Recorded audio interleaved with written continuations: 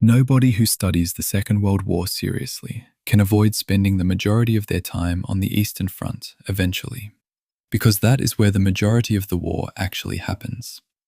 The numbers that define the conflict's scale, the dead, the distances, the quantities of steel and ammunition and human endurance consumed, belong overwhelmingly to the 1,800-mile stretch of contested ground running from the Baltic Sea to the Black Sea, where Germany and the Soviet Union fight each other for nearly 4 years without pause.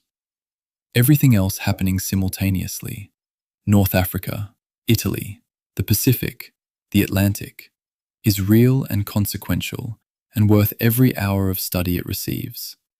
But the Eastern Front is something different in scale. It is the place where the war's arithmetic reaches numbers that resist ordinary comprehension, and where the decisions made by a handful of men in headquarters on both sides produce consequences measured in millions of lives and hundreds of thousands of square miles of destroyed civilization. The front opens on June 22, 1941, at 3:15 in the morning, when roughly 3 million German and Axis soldiers cross the Soviet frontier simultaneously, along an attack frontage of approximately 1,800 miles. There is no declaration of war. There is no diplomatic ultimatum delivered in time to change anything. There is artillery opening fire, aircraft crossing borders in the dark, and Soviet border guards discovering that the largest land invasion in human history has begun, while they are still trying to reach their commanders on telephone lines that German special operations teams are already cutting.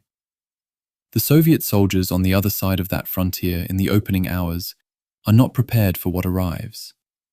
Stalin has received intelligence warnings from multiple sources: British intelligence, Soviet spy networks, German deserters crossing the lines in the days before the attack, and has refused to act on them, convinced that the warnings are provocations designed to draw the Soviet Union into a premature conflict.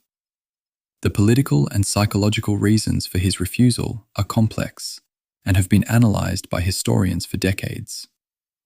The practical result is that the Soviet forces along the western frontier absorbed the opening blow without the dispersal, the alert status, or the prepared defensive positions that might have slowed the German advance in the first days.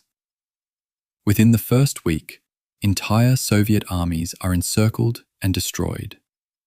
The German advance moves at speeds that the commanders themselves have not fully anticipated. Not because the planning is conservative, but because the Soviet collapse in some sectors is so complete that German armored columns are advancing faster than supply trucks can maintain contact. A Panzer III weighing roughly 23 tons burns fuel at rates that demand resupply every day of sustained movement, and the supply convoys following the armoured spearheads across roads that deteriorate under continuous heavy vehicle traffic are already eroding behind the front within the first 10 days. There is a quality to the opening weeks of Barbarossa that I find genuinely difficult to convey when teaching this campaign. The simultaneity of stunning German operational success and the beginning of the logistical erosion that will eventually stop the advance. Both things are happening at the same time. The maps show arrows driving hundreds of miles east. The supply records show fuel consumption outpacing delivery by margins that compound daily. The victory and the structural problem that limits it exist in the same documents, in the same weeks, and the German command reads the victory more clearly than it reads the problem. The encirclement battles of the summer produce prisoner captures that sit in the historical record as almost incomprehensible numbers. At Minsk in late June, roughly 300,000 Soviet soldiers are captured. At Smolensk in July and August, approximately 310,000 more. At Kyiv in September, the largest encirclement battle of the entire war, approximately 665,000 Soviet soldiers are taken prisoner as German armoured forces drive north and south simultaneously to close a pocket around an entire Soviet army group. 665,000 men, captured in a single operation. Those men die in the hundreds of thousands in German prisoner of war camps across the following winter, because the German army has not planned for the custody of millions of prisoners, and because the ideological framework governing the treatment of Soviet prisoners, derived from the same Nazi racial doctrine that drives the Einsatzgruppen killings happening simultaneously behind the front, removes the Geneva Convention protections that govern the treatment of Western Allied prisoners in German custody. Approximately 3.3 million Soviet prisoners of war die in German captivity across the war. The figure belongs in any honest account of the Eastern Front, because the front is not simply a military campaign. It is a simultaneous military and criminal operation conducted in the same territory at the same time. By October 1941, German forces are approaching Moscow. Operation Typhoon, the assault on the Soviet capital, opens on September 30 with armoured formations that have been fighting continuously since June and are already eroded well below their authorised strength in vehicles and experienced crew. A panzer division that enters Barbarossa with 150 operational tanks might be fighting Typhoon with 60 or 70. The replacements have been coming, but not at the rate the fighting demands. The vehicles are wearing out on roads that German engineers cannot repair fast enough to prevent the progressive mechanical attrition that sustained high-tempo operations produce. Then the rain begins. Then the frost. Then the deep freeze of a Russian winter that German soldiers are not equipped to survive. The German army in 1941 has not issued winter clothing to its soldiers on the Eastern Front because the campaign was planned to conclude before winter. The planning assumption is not a secret buried in classified documents. It is the operational premise that the entire logistical calculation rests on. 6 months. Defeat the Soviet Union before the cold arrives. The assumption fails not because German commanders are incompetent, but because the Soviet Union does not collapse the way France collapsed, does not sue for peace when its Western armies are destroyed, and continues producing soldiers and equipment from industrial centers east of the Ural Mountains that German air power cannot reach. A German soldier outside Moscow in December 1941 is wearing the same uniform he crossed the frontier in on June 22nd. The temperature is minus 30 degrees Celsius. Soviet soldiers on the other side of the line are wearing quilted winter uniforms, felt boots, and white camouflage that their army has prepared for the conditions that their army knew were coming because they fight on their own territory. The Soviet counterattack in December 1941 does not destroy Army Group Center, but it fractures the German front badly enough that the vision of a quick victory dies in the snow outside Moscow and does not return. 1942 begins with Germany still holding enormous amounts of Soviet territory, but fighting a different war than the one it planned for. The summer offensive of 1942, Case Blue, drives south toward the Caucasus oil fields and the Volga River city of Stalingrad, with the same operational velocity that characterized Barbarossa. The city of Stalingrad becomes the consuming focus of the autumn campaign, not for purely strategic reasons, but because Hitler and Stalin both attach personal and symbolic significance to a city that bears Stalin's name, and the mutual commitment of both leaders to the city's fate produces the conditions for the destruction of the German Sixth Army. Stalingrad is a story within a story within a story, and it deserves the hours this documentary gives it in full. The encirclement of roughly 290,000 German and Axis soldiers in the Stalingrad pocket by Soviet Operation Uranus in November 1942 does not simply cost Germany an army. It fractures the strategic confidence that German operational planning has rested on since 1939.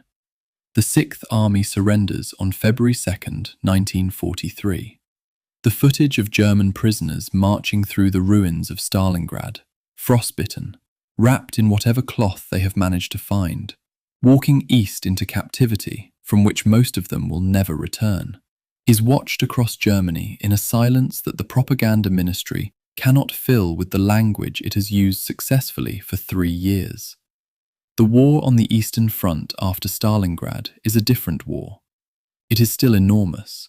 The battles of 1943, Kursk in July, the largest tank engagement in history, with roughly 6,000 armoured vehicles involved across both sides, still produce losses that dwarf entire campaigns in other theatres.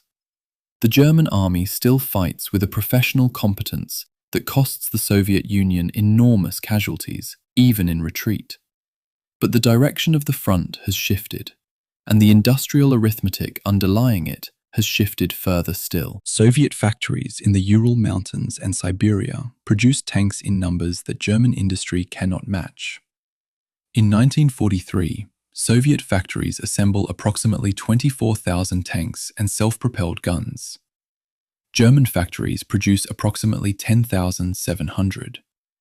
The gap between those figures is not closed by superior individual vehicle quality or superior crew training. It is not closed at all. It widens every year. By 1944, the Soviet military machine has absorbed the catastrophic losses of the opening years, rebuilt its tactical and operational competence through experience purchased at enormous human cost, and developed a command culture that the rigid ideological interference of the early war years, when Stalin's terror had hollowed out the officer corps, no longer fractures at critical moments. Operation Bagration in June 1944 is the clearest expression of that rebuilt capacity. The Soviet summer offensive of 1944 destroys Army Group Center, a formation of roughly 41 divisions, in approximately 6 weeks. German losses in Bagration reach approximately 350,000 killed, wounded, and captured. The operation covers a frontage of roughly 900 miles and advances more than 400 miles westward, the largest single territorial gain of any offensive in the European war. The Western Allied landing in Normandy begins on June 6, 1944, 2 weeks before Bagration opens. Both offensives running simultaneously fracture Germany's ability to transfer reserves between theatres. There are not enough German soldiers, tanks, or artillery shells to adequately defend 2 massive simultaneous offensives separated by the entire width of occupied Europe. By late 1944, Soviet forces stand on German soil. East Prussia, German territory for centuries, absorbs the opening Soviet advance through the autumn and winter. The civilian population that has been told by propaganda for years that German soldiers are fighting far to the east to protect the homeland now discovers what fighting on the homeland means in physical reality. The fall of Berlin in April and May 1945 completes the campaign that opened on June 22, 1941. Soviet forces advance through the city in fighting that is close, violent, and enormously costly even at this late stage. Soviet casualties in the Berlin operation alone reach approximately 81,000 dead across roughly 2 weeks of urban combat. The city that the German army left in the summer of 1941 in columns of tanks and trucks and horse-drawn artillery, confident in a campaign that would last months, is taken by Soviet soldiers at a cost that reflects how much the war has ground through both sides' capacity for endurance across nearly 4 years of fighting on a scale that history had not previously recorded. The Eastern Front's total dead, military and civilian combined across all the violence that moves across that territory between 1941 and 1945, reaches estimates ranging from 27 million to 30 million Soviet citizens alone. German military deaths on the Eastern Front approach 3 million. The numbers are large enough that they begin eroding into abstraction if you let them, and the historian's job, and this documentary's job, is to resist that abstraction by tracing the specific decisions, battles, and human experiences that produce them.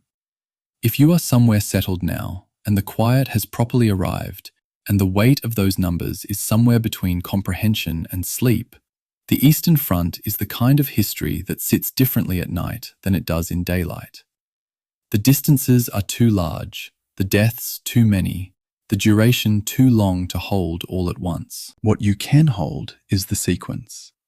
How one summer morning in 1941 produces everything that follows across 4 years and across a 1,800-mile front from the Baltic to the Black Sea. This is the entire history of the Eastern Front from 1941 to 1945, from Barbarossa to Berlin during the Second World War. There is a document in the Bundesarchiv Militärarchiv in Freiburg that I keep coming back to. It is not dramatic. It doesn't look like the beginning of catastrophe. It's a set of neatly typed intelligence estimates compiled by the German Army High Command, the OKH, in the weeks before the 22nd of June, 1941. The estimates identify the number of Soviet divisions the German army expected to fight. The number settled upon, after months of deliberate assessment, was approximately 200. 200 divisions. The German planners looked at that number, decided it was workable, and launched the largest military invasion in human history. By the 11th of August, 1941, barely 7 weeks into the campaign, General Franz Halder, the chief of the German Army General Staff, wrote a single line in his personal war diary that historians have been quoting ever since. It reads, roughly translated, "We reckoned on about 200 enemy divisions. Now we have already counted 360. He didn't stop there. He continued, in the same entry, to argue that Soviet divisions weren't as strong as German ones, that the situation remained manageable, that there was still a path to victory. He talked himself back from the edge in the same breath. That single paragraph, the recognition and the immediate self-correction, the diagnosis followed by the denial, is, in my reading of this war, one of the most consequential things any man put on paper in the 20th century. To understand what Halder was dealing with, you have to understand what the OKH actually believed before the first shot was fired. Their intelligence assessments were not guesswork. They were built from aerial reconnaissance, signals intercepts, reports from German military attachés, and analysis of the Soviet-Finnish Winter War of 1939 to 1940. The problem wasn't that German intelligence was negligent. The problem was that it was systematically, structurally wrong, and the men who built it chose to trust it anyway. The Soviet military had been reorganizing rapidly throughout 1940 and 1941, raising new formations, re-equipping, expanding. German intelligence captured parts of this reality and still concluded it didn't change the fundamental picture. The confirmation bias was not a moment of stupidity, it was a sustained institutional choice. On the 22nd of June, 1941, at 3:15 in the morning, the invasion began. More than 3.5 million Axis troops crossed the Soviet border along a front stretching nearly 3,000 kilometers. The artillery preparation involved roughly 7,000 guns firing simultaneously, the largest single artillery deployment in European history up to that point. 3 army groups drove east. Army Group North toward Leningrad, Army Group Center toward Moscow, Army Group South toward Kyiv and the Ukrainian breadbasket. From the air, the operation must have looked like a geological event. From the ground, in the border zones, it simply looked like the end of the world. The first encirclement battles were stunning. Army Group Center's panzers closed around the city of Minsk in just 11 days, trapping somewhere in the region of 340,000 Soviet soldiers, along with thousands of guns and hundreds of tanks. These weren't small victories. They were the kind of numbers that made German commanders feel the war diaries were writing themselves. Halder's entry for the 3rd of July 1941 states plainly that the campaign against Russia has been won in 2 weeks. I want you to sit with that sentence. A man who ran the German army wrote, in his private journal, that the largest war in history had been decided in a fortnight. He was wrong in a way so fundamental that it's almost impossible to describe without reaching for analogies that diminish it. The key to understanding why the intelligence failed lies not in the dramatic moments, but in the administrative ones.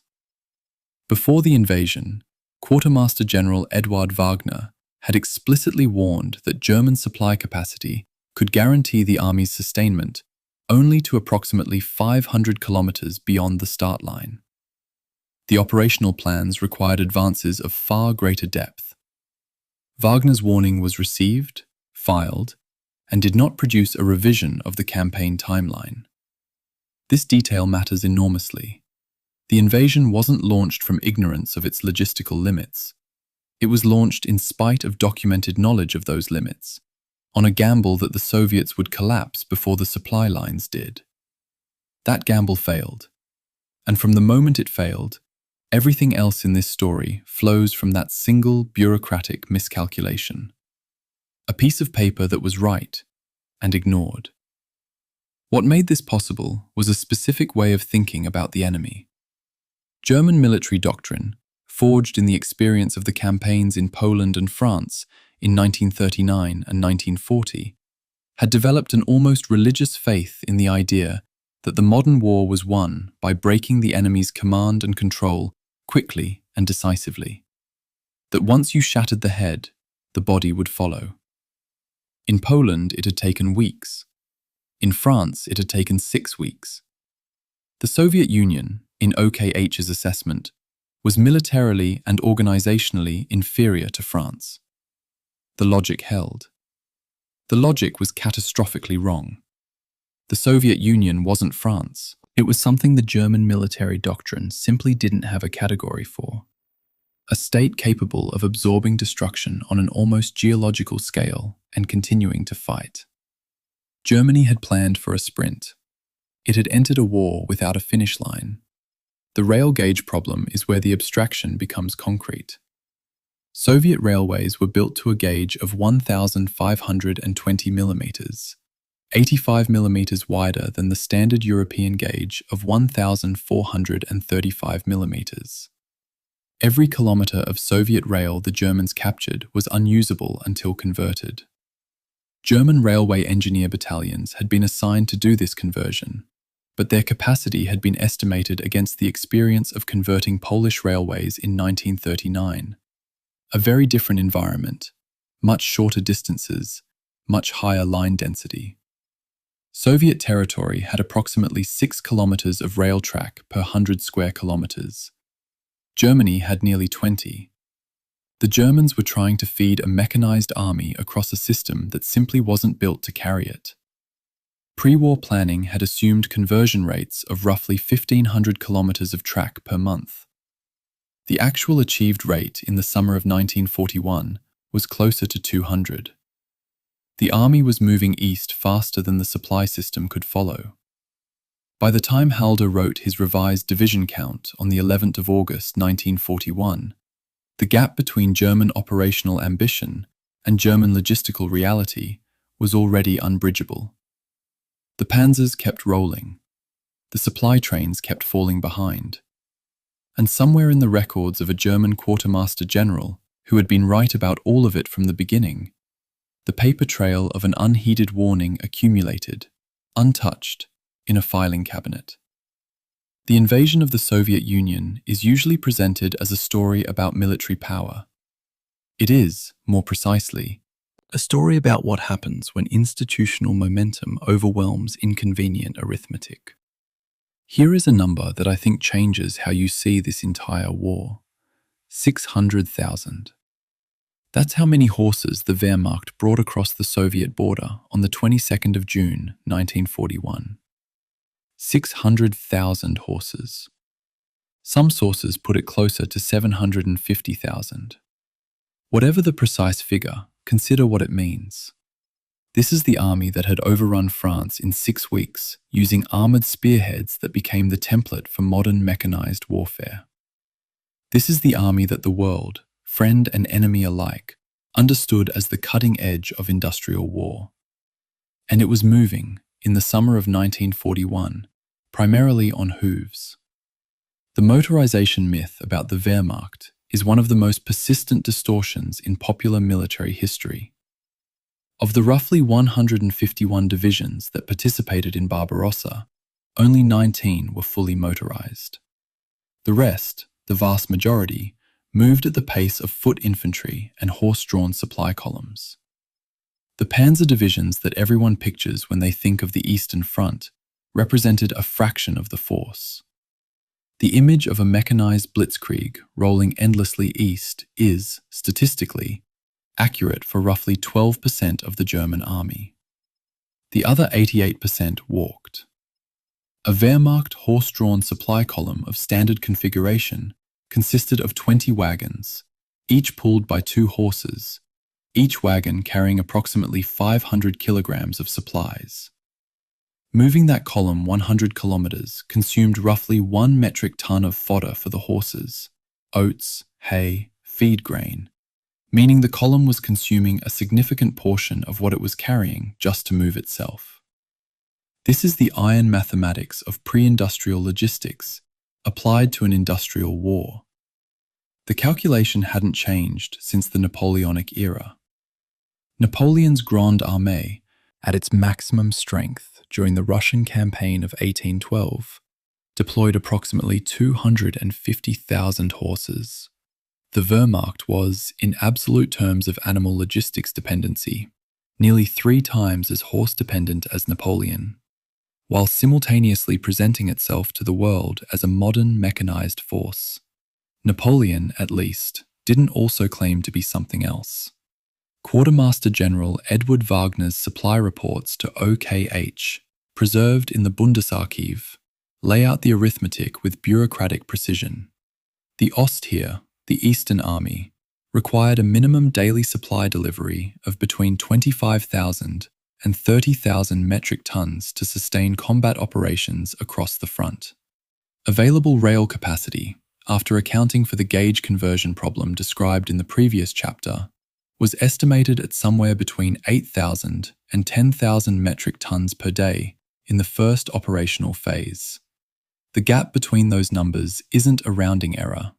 It's the difference between an army that can fight and an army that is slowly eating itself. Wagner had been warning about this gap before the invasion. He kept warning.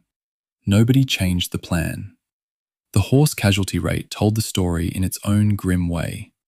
By October of 1941, just 4 months into the campaign, the Wehrmacht had lost somewhere in the region of 65,000 horses to exhaustion, disease, and combat, roughly 10 to 11% of its entire horse complement. German replacement schedules had been calculated on an 8% annual wastage rate. The actual rate in 1941 was running at something closer to 30% per year, nearly 4 times the planned figure. Each dead horse degraded a divisional supply column by a mathematically predictable amount. Multiply that across dozens of divisions, then multiply it across months. October brought the autumn rains, what the Russians called the Rasputitsa, the season of mud.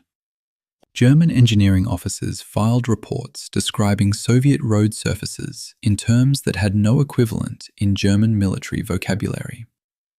One report from an engineer battalion attached to Army Group South, dated mid-October 1941, describes the mud as a substance that swallowed axles and immobilized horses with a consistency no European road engineer had planned for.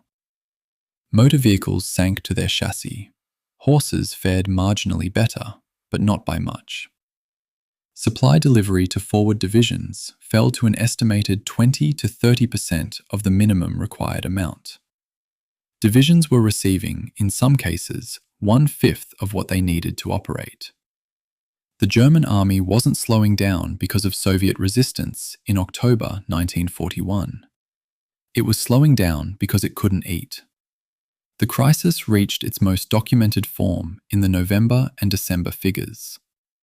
Army Group Center's logistics ledgers for the Moscow front in early December show panzer divisions reporting fuel stocks of between 2 and 4/10 of a combat load being the fuel required for a full day of operations.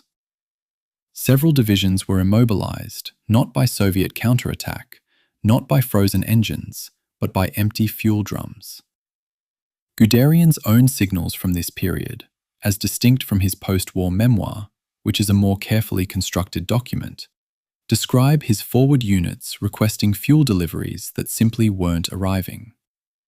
The Panzer Army that had reached the outskirts of Moscow had, in a logistical sense, already stopped moving weeks before.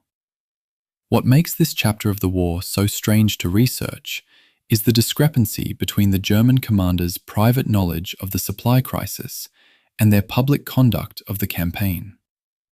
Wagner, by late November of 1941, was reporting to OKH that the army was effectively at the end of its operational reach.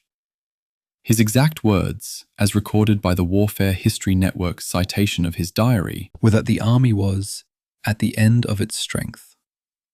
This was not a cautious hedging of bets. This was the man responsible for feeding and fueling the German army, saying, plainly, that he couldn't do it anymore. The offensive toward Moscow continued regardless. I find it genuinely difficult to locate the right frame for this. This wasn't ignorance. This wasn't poor communication. The warnings were written, received, and set aside in favor of an operational momentum that had become self-sustaining. German headquarters in the autumn of 1941 was making decisions the way a man continues to drive after the fuel light comes on. Not because he doesn't see the light, but because stopping feels worse than pressing forward. At some point, the light had been on for weeks, and the army was still driving east on 600,000 horses in the dark. Fire in the sky over Minsk. The Soviet Air Force lost more aircraft on the 22nd of June, 1941, than the Luftwaffe lost during the entire Battle of Britain. British and Soviet sources have converged on a figure of roughly 1,200 Soviet aircraft destroyed on the first day of Barbarossa, with somewhere between 800 and over 1,000 of those destroyed on the ground, on airfields, in neat rows, untouched by dispersal doctrine, exactly where German reconnaissance had photographed them weeks before. The Luftwaffe struck 66 Soviet airfields simultaneously, timing its first wave to arrive between 3 and 4:30 in the morning, before normal Soviet dawn air patrols were airborne. It worked almost perfectly. The reason Soviet aircraft were parked in tight parade ground formations, rather than dispersed for protection, is one of those details that seems like bureaucratic negligence until you understand the system that produced it. A 1940 directive from the Soviet military had required that airfield aircraft be arranged in readiness displays, visually impressive, inspection-ready formations. The purpose was political, to demonstrate organizational discipline to visiting commissars. The practical consequence was that every Soviet airfield on the western border had been configured for maximum visual effect and minimum survivability. When the Luftwaffe arrived, they found targets arranged almost as if for their convenience. General Dmitry Pavlov commanded the Western Special Military District, the district that covered the most direct approaches to Moscow. His headquarters was in Minsk. On the morning of the 22nd of June, as reports of border crossings flooded in, Pavlov attempted to reach Moscow. What followed has become one of the more debated sequences of the war's opening hours.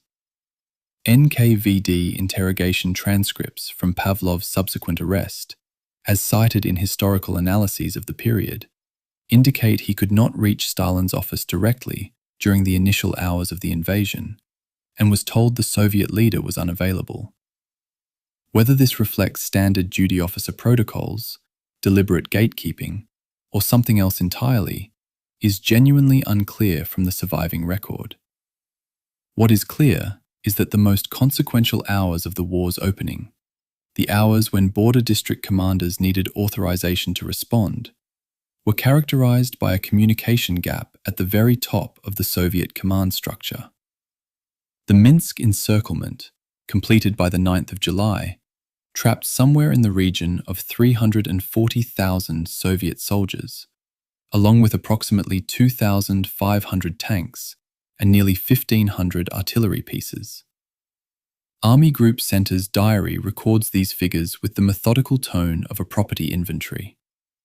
The Soviet 10th Army ceased to exist as an organized formation. The Belarusian defensive zone, which Soviet planners had invested years building, collapsed in 17 days. German panzers bypassed strongpoints, severed supply lines, and closed the pincers before Soviet commanders at the division and corps level could coordinate a response. Often because those commanders were waiting for orders that weren't coming, from a command system so paralyzed by fear of initiative that it couldn't issue independent decisions, even as its formations disappeared. Stalin's radio address to the Soviet people on the 3rd of July 1941, 11 days into the invasion, is one of the more extraordinary documents of the war. He opened with the words, "Comrades, citizens, brothers and sisters, fighters of our army and navy, I am addressing you, my dear friends." Every word there is significant. Brothers and sisters was the language of the Russian Orthodox Church, not the Communist Party. My dear friends was not phrasing the Soviet leader used in public address. Historians studying Soviet nationalism have noted that Stalin's choice of language in that speech constituted a deliberate departure from Marxist-Leninist vocabulary into something much older: family, kinship, shared blood. It was the language a man reaches for when the normal vocabulary has stopped working. It tells you something about how close the regime believed it was to total disintegration. Pavlov was arrested on the 22nd of July, exactly 30 days after the invasion began. He was tried alongside 3 of his senior commanders and shot. The official charges included cowardice, dereliction of duty, and sabotage. His testimony during interrogation, as cited in historical analyses of the period, denied charges of deliberate treason and attributed the border disaster not to individual failure, but to systemic unpreparedness, to the structure of the command itself. Whether he was right about that is, at this distance, essentially beyond dispute. He was right. The question of whether Pavlov was also partially responsible for failures within his own power to correct is more complicated, and historians have argued both sides of it with genuine evidence. What is not in dispute is that Stalin shot his most senior Western commander 30 days into a war in which 600,000 Soviet soldiers were already in German prison camps. The execution cannot have addressed the cause of the disaster. It could only have deepened the paralysis in every officer who watched it happen. What the German war diaries couldn't capture from the outside, and what Pavlov's interrogation transcripts barely hint at, is the experience of being a Soviet commander in those first weeks. Consider what Pavlov had actually done before the war. He had attended the Soviet military's internal review of the 1940 German campaign in France. He had seen the footage, read the reports, understood mechanized encirclement warfare as well as any Soviet officer alive. He had filed, in October of 1940, a report warning that Soviet defensive dispositions were dangerously similar to those that had failed in France. That report is in the archive. It generated no change in Soviet defensive planning. He was then shot for the failure he had predicted. History produces very few cases of this kind of precise, documented irony. A commander who identified the exact vulnerability that killed him, in writing, 8 months before it was exploited.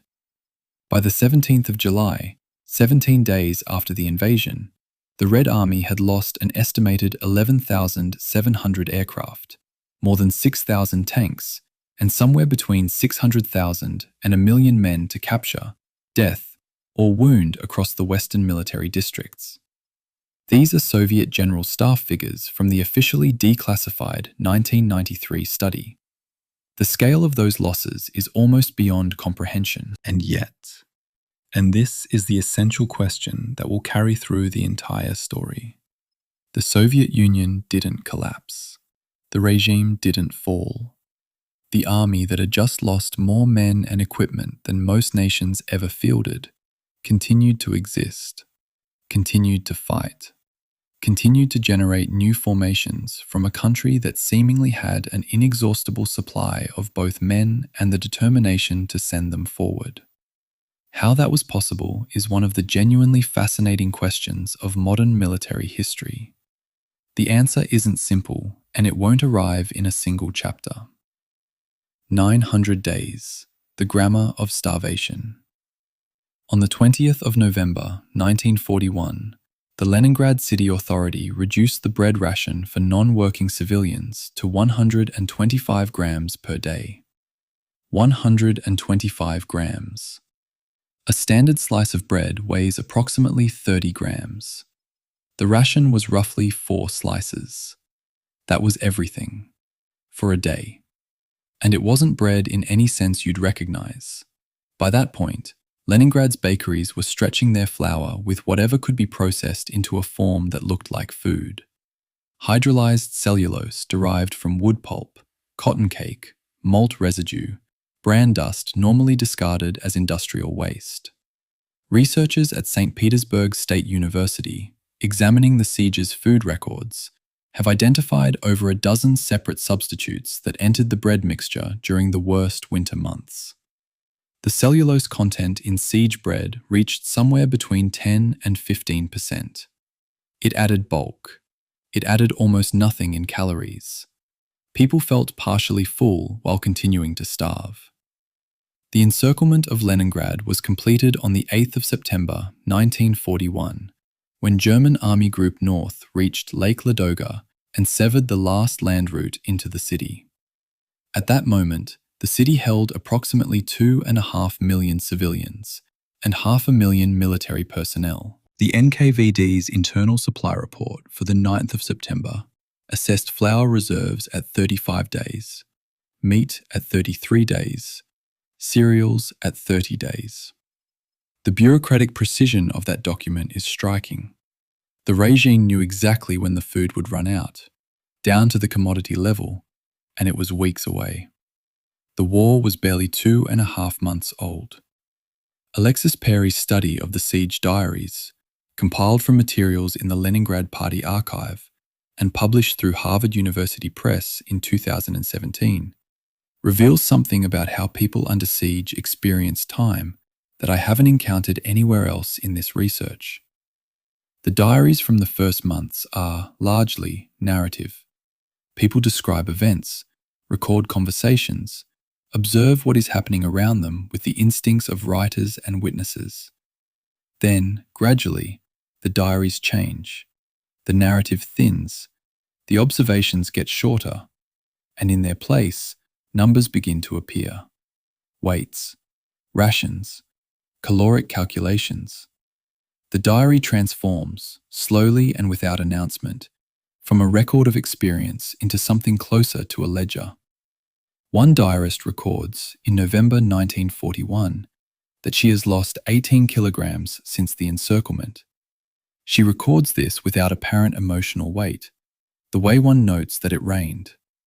That shift, from narrative to arithmetic, is what happens to the human mind when survival becomes a numerical problem. The road of life, the ice road across Lake Ladoga that Soviet engineers opened in November 1941, has become one of the great symbolic images of the siege. Trucks driving across frozen water, supplies moving at night to avoid Luftwaffe attack, civilian evacuees going out on the same route the food was coming in. At its peak operation in February 1942, the road delivered approximately 3,000 metric tons of supplies per day. That sounds substantial until you learn that the city required a minimum of somewhere between 4,000 and 6,000 metric tons per day to sustain its population at the absolute minimum. The road of life was saving Leningrad in the way a half-open valve saves a sinking ship. Better than nothing, decisively not enough. Hundreds of trucks fell through the ice. Drivers drowned in water so cold that rescue was nearly impossible. And yet the road kept operating because there was no alternative. The death toll from the siege remains genuinely disputed among historians. The Soviet Extraordinary State Commission's 1946 report put civilian deaths at 632,000. Post-Soviet research, drawing on burial records and the St. Petersburg city archives, suggests figures closer to 800,000 to 1 million. This is not an academic disagreement about rounding.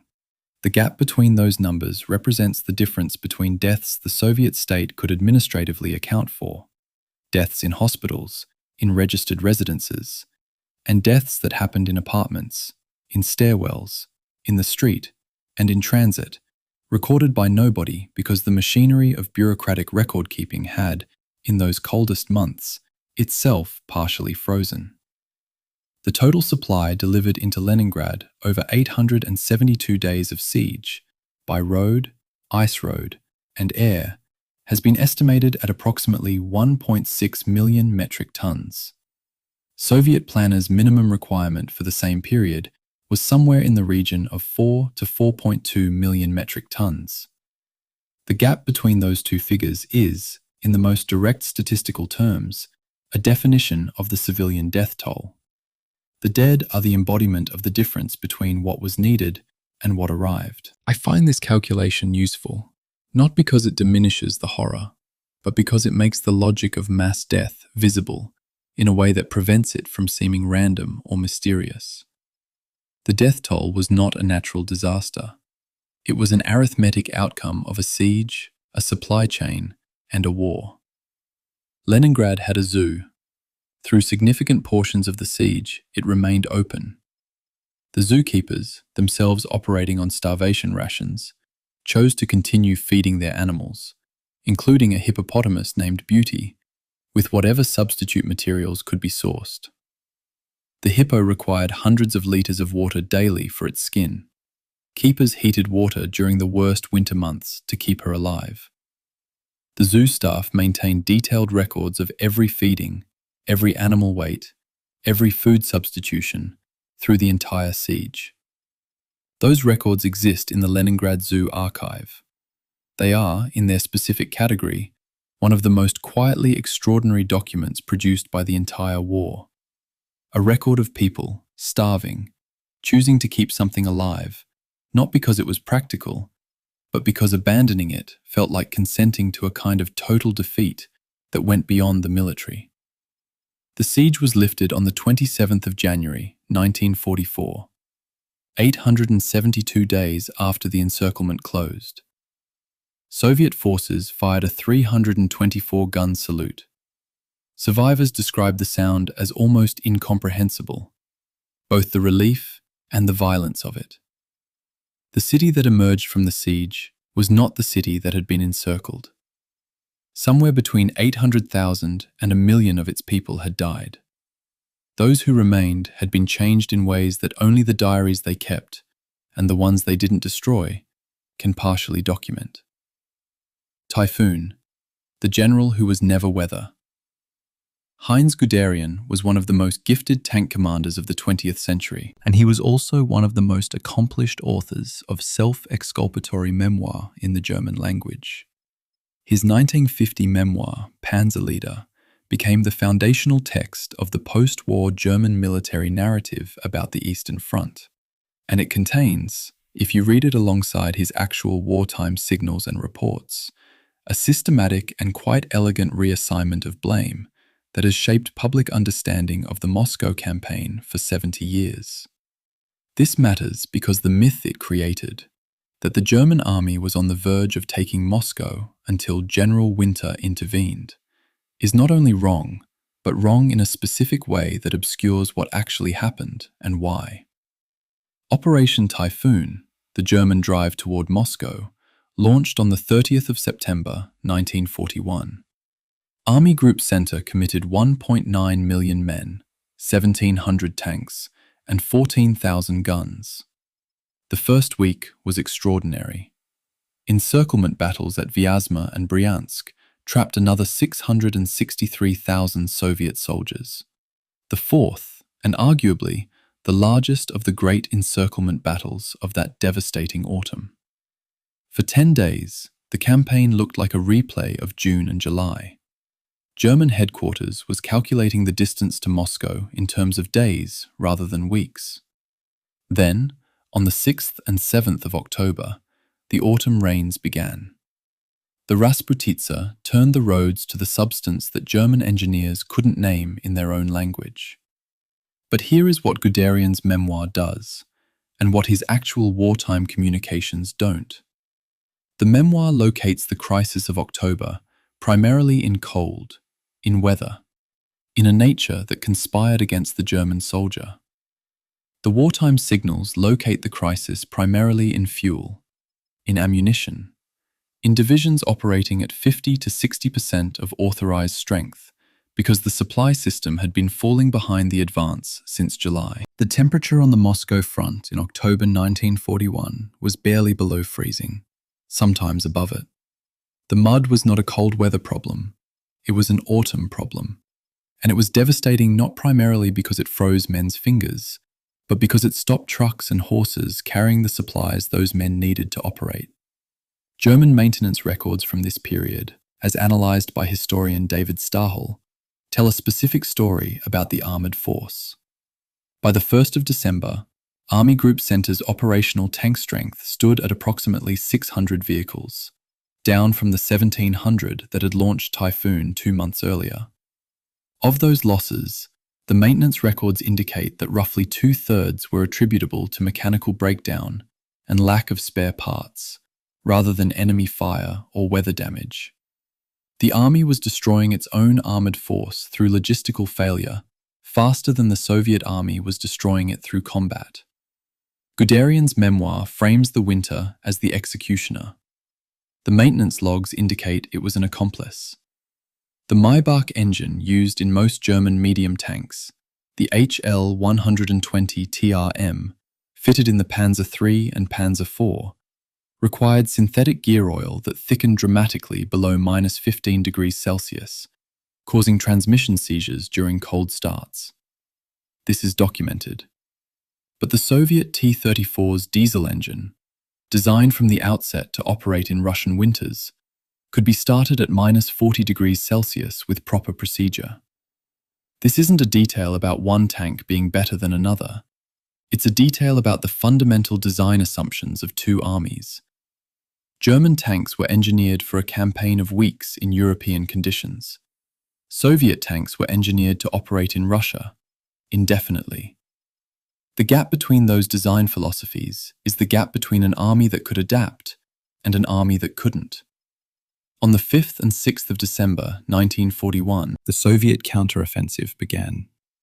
Zhukov committed 88 divisions from reserve, divisions whose existence German intelligence had not fully mapped, divisions that the OKH's intelligence apparatus had essentially failed to account for in its order of battle assessments. Within 48 hours, German lines began to fracture across nearly a 900-kilometre front. The temperature at this point was approximately -30 Celsius. German unit diaries do record frozen weapons, frostbitten men, vehicles that wouldn't start in the cold. These things are real, but the Soviet counterattack was not exploiting German soldiers being too cold to fight. It was exploiting gaps in the German line created by 2 months of cumulative exhaustion, supply failure, and the attrition of formations that had been fighting continuously since September. Guderian was dismissed on the 19th of December. So was Field Marshal von Brauchitsch, commander of the army. So was Field Marshal von Rundstedt. Hitler took personal command of the German army. He issued what became known as the Stand Fast Order. No retreat without his personal authorization. Military historians have argued about this decision for 8 decades. Von Manstein, writing after the war, credited the Stand Fast Order with preventing a full collapse. Others, including Robert Citino and David Stahl, argue it prevented the elastic withdrawals that could have preserved German combat power for 1942, burning out divisions in fixed positions that a mobile defense might have evacuated intact. The primary evidence is genuinely ambiguous. I don't think the question is fully resolved, which is one reason the debate continues among specialists who are working from the same documents and reaching different conclusions. What is not ambiguous is this. Stalin ordered the November 7th Revolution Day Parade to proceed in Red Square. Troops marching past Lenin's mausoleum, directly from the parade ground to frontline positions roughly 20 kilometers away. It was theatre. It was also documented in German OKH situation reports from the following week. Effective theatre. Aerial reconnaissance photographs of the parade were assessed by German intelligence as evidence that Soviet morale was stronger than expected. A parade changed an intelligence assessment that changed how German commanders evaluated the Soviet capacity to counterattack. The smallest details in this war had consequences that compound in directions nobody anticipated. Stalingrad, the city as a weapon. On the 23rd of August, 1942, the Luftwaffe dropped 1,000 tons of high explosives and incendiaries on Stalingrad in approximately 1,600 sorties. It was the most concentrated single aerial bombardment of any Eastern Front city to that point. It destroyed most of the city's buildings. It killed tens of thousands of civilians. And it handed the Soviet defenders a gift that German planners had not thought to calculate: rubble. Stalingrad was a city built in long horizontal bands along the Volga's western bank. Wide avenues, open spaces, factory complexes with clear fields of fire. The bombing turned it into a three-dimensional maze of collapsed masonry, shattered concrete, and broken steel. The landscape that German armoured doctrine had been trained to exploit, open ground with room to manoeuvre, disappeared overnight. What replaced it was a place where tanks became nearly useless and where every building was a fortification. General Vasily Chuikov, commanding the Soviet 62nd Army that would defend the city, developed what became known as the hugging tactic, maintaining his frontline positions so close to German lines that Luftwaffe support was neutralized. If German forward units and Soviet forward units were separated by 40 meters of rubble, calling in an airstrike meant hitting your own men. Chuikov understood this before Stalingrad began, having studied the German air-ground coordination that had been devastatingly effective in open country. Take away the open country, and you take away the coordination. His instructions to his unit commanders were essentially, stay as close to the enemy as physically possible at all times. It was a doctrine born of necessity that turned the city's destruction into a defensive asset. The German 6th Army, under Field Marshal Friedrich Paulus, fought its way through Stalingrad street by street, building by building, room by room across the autumn of 1942. Progress was measured not in kilometers, but in floors. The grain elevator changed hands multiple times. The Red October factory was contested almost wall by wall. German unit diaries from this period describe the combat in terms that have no parallel in European warfare before or since. A kind of architectural dismemberment, fought with grenades and entrenching tools in spaces too confined for rifles. Men who had trained for the rapid open country warfare of 1940 were fighting in conditions closer to 19th century siege combat. Some German units advanced an average of 50 meters per day. Some days, they moved backward. The German Army's postal censorship service, the Heerespostprüfstelle, was reading the letters that soldiers sent home and compiling monthly reports on morale and sentiment. A report summarizing 40,000 intercepted letters from soldiers at Stalingrad in September 1942 noted a specific linguistic shift. The word if had begun replacing when in references to the future. When we have won had become if we have won, a small word, a catastrophic implication. The report recommended additional propaganda materials. That recommendation tells you everything about how well the propaganda worked. On the 19th of November 1942, Soviet forces under Generals Vatutin and Rokossovsky launched Operation Uranus, a double envelopment striking simultaneously against the Romanian armies that protected the 6th Army's flanks. The Romanians weren't cowards. They were lightly equipped Allied formations holding a massive frontage with inadequate anti-tank weapons against an attack that had been planned in secret for 3 months. In 72 hours, the encirclement closed at Kalach-on-Don, roughly 80 kilometers behind the German front line. Somewhere between 290 and 330,000 German and Axis troops were encircled. Not a single German intelligence report in the preceding week had indicated what was coming. The operation had been planned, supplied, and moved into position in conditions of operational security that the German intelligence apparatus had entirely failed to penetrate. What followed has generated one of the most durable debates in the historiography of this war. Could Paulus have broken out? Field Marshal von Manstein's relief operation, launched in December, reached within approximately 48 kilometers of the Stalingrad pocket before being halted.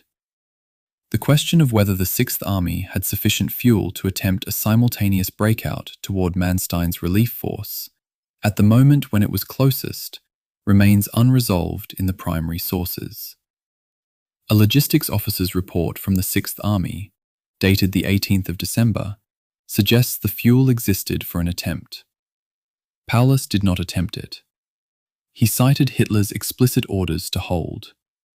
The argument about whether those orders should have been disobeyed and whether disobedience would have succeeded has occupied military historians for 8 decades and won't be settled here.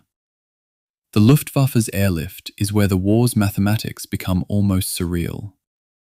Göring's promise to Hitler was 500 metric tons of supplies per day to the encircled army. What the Sixth Army actually needed, by the army's own logistics assessments, was between 300 and 500 metric tons at minimum. What actually arrived over 71 days of airlift operations was approximately 8,350 metric tons in total, an average of roughly 117 tons per day, or less than 25% of the stated minimum. The Junkers transport fleet, the Heinkel bombers pressed into cargo service, the crews flying through Soviet anti-aircraft fire and fighter intercept, none of it was enough. It was never going to be enough. The Demyansk pocket of 1942, which had required approximately 300 metric tons per day to sustain 100,000 men, had stretched Luftwaffe transport capacity near its limits. Stalingrad's garrison was 3 times as large. Göring had either lied to Hitler or deceived himself. Historians still argue which. Field Marshal Friedrich Paulus surrendered on the 31st of January, 1943. He had been promoted to Field Marshal the previous day, the implied message being that German field marshals do not surrender. He surrendered anyway. He was the first German field marshal in history taken prisoner. Of the approximately 91,000 men captured at Stalingrad, somewhere around 6,000 eventually returned to Germany, most not until 1955 and 1956, over a decade after the battle's end. The last prisoner of Stalingrad, a sergeant named Friedrich Wentz, was repatriated in January 1956, 13 years after the guns stopped. The rest are somewhere in the Russian earth.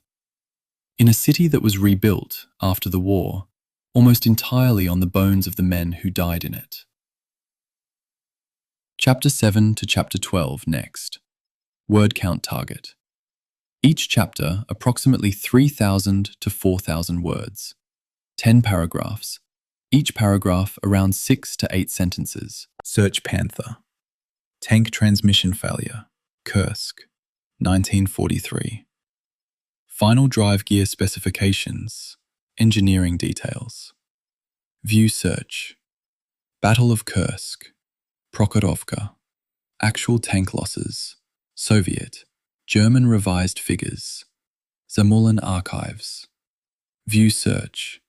Soviet Red Army transformation, 1941, 1944. Tank Army creation. Deep battle doctrine. Vasilevsky planning. View search. Soviet factory relocation, 1941. Urals. 1,500 factories, workers, industrial displacement statistics. View search. German-occupied territories, Ukraine, 1941. Collaboration, resistance, partisan railway sabotage statistics. View search. Stalingrad aftermath, Paulus surrender, NKFD, National Committee Free Germany propaganda broadcasts, 1943. View search. Operation Bagration, 1944. Maskirovka, deception, dummy tanks, artillery secrecy details, planning. View search. German occupation Eastern Europe, Einsatzgruppen, Rosenberg, Reichskommissariat Ukraine policy documents. View search. Babi Yar, September 1941, 33,771 killed. Einsatzgruppe C report number. Partisan recruitment aftermath. View search. Operation Bagration, June 1944. Army Group Center destroyed. Divisions. Casualties. German intelligence failure. View. I have sufficient verified data. Now writing chapters 7 through 12. The machine that bled. Kursk and the death of Blitzkrieg. There's a Wehrmacht maintenance report I want to describe before anything else about Kursk. It was filed 2 days after the opening of Operation Citadel, on the 7th of July, 1943, and it records, with the flat effect of a car mechanic's invoice, that of the 200 Panther tanks committed to the southern pincer of the offensive, 131 were already non-operational. Of those, roughly 40 had burned out entirely from engine bay fires caused by fuel line failures. The remaining 91 were down with transmission failures, final drive failures, or suspension breakdowns. All of these were documented failure modes in Waffenprüfamt testing reports from February of the same year. The German army had been handed a technical prophecy in February, ignored it in the name of schedule, and the prophecy arrived on time in July. 2 days into the largest German armoured offensive of 1943, nearly 2/3 of its most important new weapon was already on fire or immovable. To understand what happened at Kursk, you have to understand what the Germans thought they were doing. After the catastrophe at Stalingrad and the retreat that followed through the winter of 1942 to 1943, the Eastern Front had stabilized. A Kursk salient, a bulge in Soviet lines roughly 250 kilometers wide and 160 kilometers deep, presented what OKH called an opportunity. Pinch it off with simultaneous attacks from north and south, encircle the Soviet forces inside, and restore German strategic initiative in a single blow. Field Marshal von Manstein had shown at Kharkov in February and March that a fluid, opportunistic German counterstroke could still destroy Soviet formations. Kursk was supposed to be that, scaled up. A demonstration that the German army, even diminished, could still set the terms of the war. The Soviet army had other plans, and it had 3 months to prepare them. General Rokossovsky's intelligence services detected the German buildup with enough accuracy that Soviet defensive preparations began in late March and continued through June of 1943. What was built in those 3 months was not simply a defensive line. It was an engineered killing system. 6 defensive belts stretching to a depth of roughly 300 kilometers. Artillery density in the forward zone reaching approximately 94 guns per kilometer of front, about 3 times what was considered standard concentration. Anti-tank mine density along projected German approach routes reaching somewhere between 2,400 and 2,700 mines per kilometer. 3 months of labor by hundreds of thousands of soldiers and civilians, creating a defensive architecture specifically designed to meet and break exactly the kind of armored assault the Germans were planning. The Soviets didn't guess that the Germans were coming. They knew. They built accordingly. The Panther's engineering failure is where this chapter becomes something more than a battle narrative. The tank's AK-7200 gearbox was designed to handle approximately 30 metric tons. The production Panther Ausführung D weighed 44 tons. That gap, 14 tons of unplanned weight, transferred enormous additional stress to the transmission and final drive components, particularly the spur gears in the final drive housing. Under high torque loads, especially during turns on soft ground, these gear teeth sheared. The specific root cause, as identified in post-war British and American engineering analyses of captured vehicles, was that wartime production pressure had reduced the heat treatment cycle for gear components, the process that case hardens the metal, from the specified standard to roughly a third of the required time. The result was gears with insufficient hardened depth, components that looked correct but weren't, produced by an armaments industry under schedule pressure that it prioritized over metallurgical quality control. This is not a story about a badly designed tank. It's a story about a correctly designed tank, built incorrectly, at speed, for a war that didn't allow for the luxury of doing things right. The Battle of Prokhorovka, on the 12th of July 1943, has entered popular memory as the largest tank battle in history. Historian Valery Zamulin, working from Russian Ministry of Defense archives that weren't accessible during the Soviet period, has demolished this characterization with considerable precision. The actual number of armored vehicles engaged at Prokhorovka on that day was roughly 978, 306 German and 672 Soviet, according to Zamulin's figures. Soviet records from the 5th Guards Tank Army indicate losses of approximately 359 tanks and assault guns. German SS Panzer Corps losses were approximately 70 to 80 vehicles destroyed. By every tactical metric of that specific engagement, on that specific day, the Germans won. They inflicted greater losses than they suffered. The myth of Prokhorovka as a Soviet triumph at parity of cost is a product of Soviet propaganda that survived the war because it served the political purpose of the victory narrative.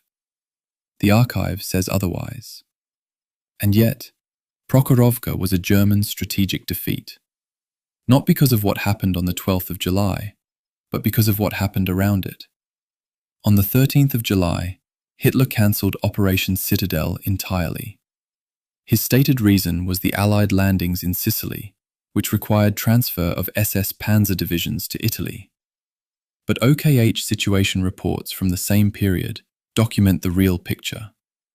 The offensive had consumed 8 days, failed to achieve its breakthrough objectives, and exhausted armoured reserves that Germany could not replace at the rates they were being destroyed.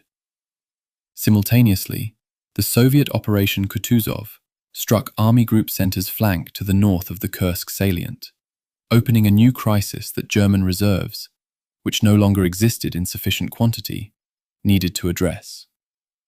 The tactical victory at Prokhorovka meant nothing inside that operational context. Germany had spent an irreplaceable force to win a field and achieve nothing strategic. The role of the Tiger I tank at Kursk has been similarly mythologized. There were approximately 148 Tigers across the entire Citadel operation.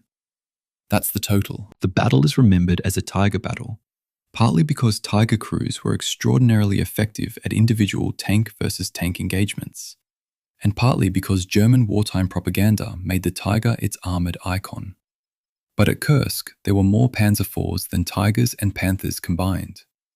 The Panzer IV, a 1930s design, continuously upgraded, mechanically reliable, and present in the hundreds, did the majority of the fighting.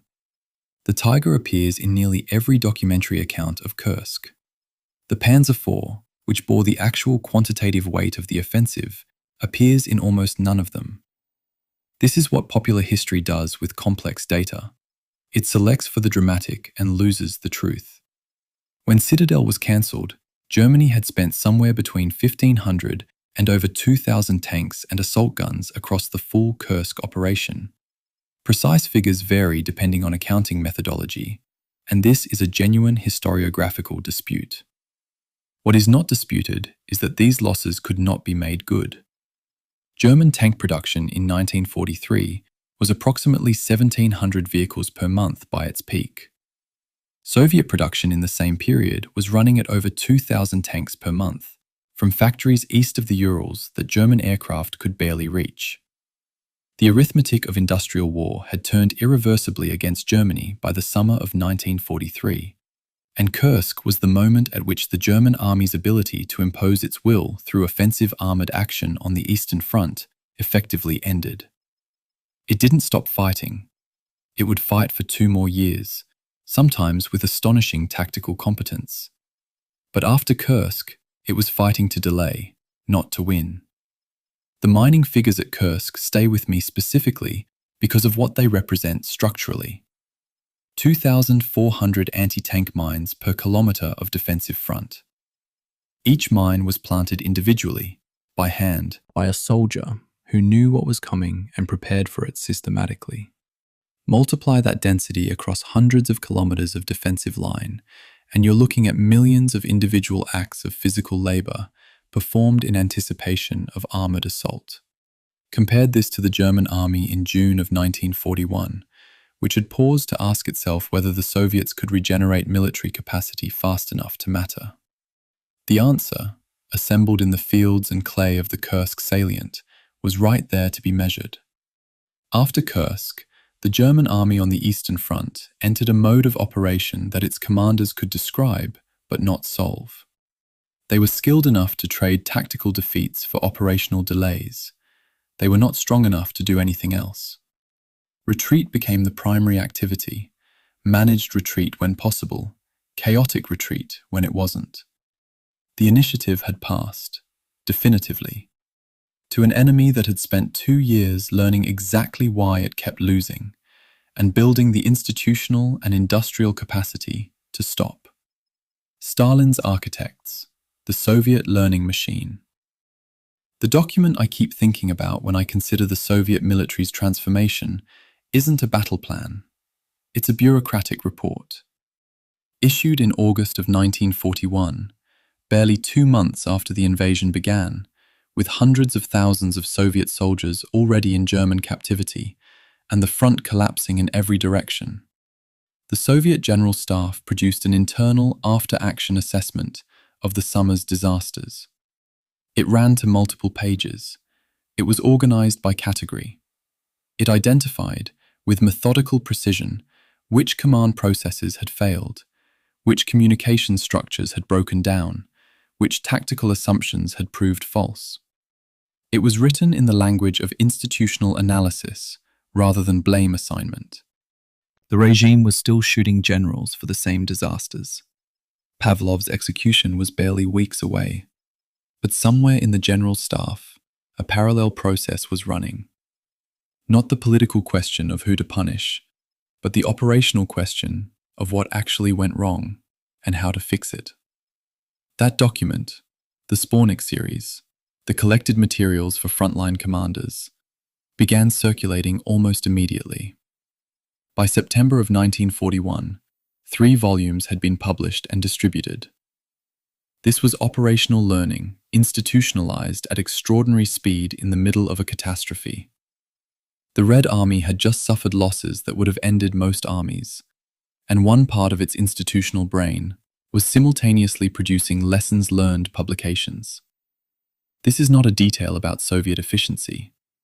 It's a detail about what a state apparatus looks like when it decides, under existential pressure, to learn rather than only punish. Both things were happening at once. The terror and the competence existed in the same system simultaneously, which is one of the reasons the Soviet military transformation is so difficult to process simply. The most consequential structural change the Red Army made was the concentration of armoured power. Before 1941, Soviet doctrine dispersed tanks in small increments across infantry formations. The same mistake, roughly, that French doctrine had made in 1940. After the summer disasters, General Staff analysis concluded that dispersed armour produced dispersed defeats. The answer was concentration. Large, independent tank armies capable of deep exploitation behind broken enemy lines. The first Soviet tank army was formed in May of 1942. By the summer of 1944, there were 6 of them. Each represented a complete doctrinal departure from what had existed in 1941. And each was the product of not 1, but 2 years of systematic organizational learning, tested in the brutal laboratory of the Eastern Front, revised when it failed, revised again, and fielded in progressively more capable form. General Alexander Vasilevsky is, among the architects of Soviet victory, probably the least known to Western audiences. Zhukov got the biography, the mythology, the films. Vasilevsky got the planning files. He served as chief of the Soviet General Staff from 1942 onward, and his operational planning documents, partially declassified after the Soviet collapse, show a mind working at a level of systemic sophistication that the popular history of the Eastern Front almost entirely misses. The planning files for Operation Uranus, the Stalingrad encirclement, contain Vasilevsky's handwritten marginal revisions, corrections, queries, recalculations, estimates revised and re-revised as new intelligence arrived. It isn't the handwriting of a man following a formula. It's the handwriting of someone who has decided, as a personal project, to understand failure precisely enough to prevent it from recurring. The planning of Operation Uranus is itself a study in institutional maturity. The plan began development in September of 1942, while the Battle of Stalingrad itself was consuming all public and international attention, while German newsreel cameras were filming their soldiers in the ruins of the grain elevator and the Red October factory. Vasilevsky and Zhukov presented the complete encirclement plan to Stalin on the 13th of November, 1942. It had been in development for 10 weeks. Soviet intelligence had correctly identified the weakness of the Romanian flanks protecting the German Sixth Army. It had estimated German reserve response times with a precision that the actual events validated almost exactly. The double envelopment was planned to close at Kalak-on-Don, roughly 80 kilometers behind German lines, creating a pocket of such scale that German air supply, as the previous chapter established, could never adequately address. This was not improvised. It was built, piece by piece, over 10 weeks, in a planning system that had been learning from failure since August of 1941. The Soviet factory relocation of the autumn of 1941 is the logistical achievement that makes all of this possible, and it almost never receives adequate treatment. Between July and November of 1941, under German bombing, with front lines moving in directions that made planning nearly impossible, the Soviet state oversaw the relocation of more than 1,500 large factories, primarily military production facilities, from the western industrial regions to the Urals, Siberia, and Central Asia. The Wikipedia entry on Soviet wartime evacuation notes that nearly 16 million Soviet civilians were moved as part of this process. 16 million people.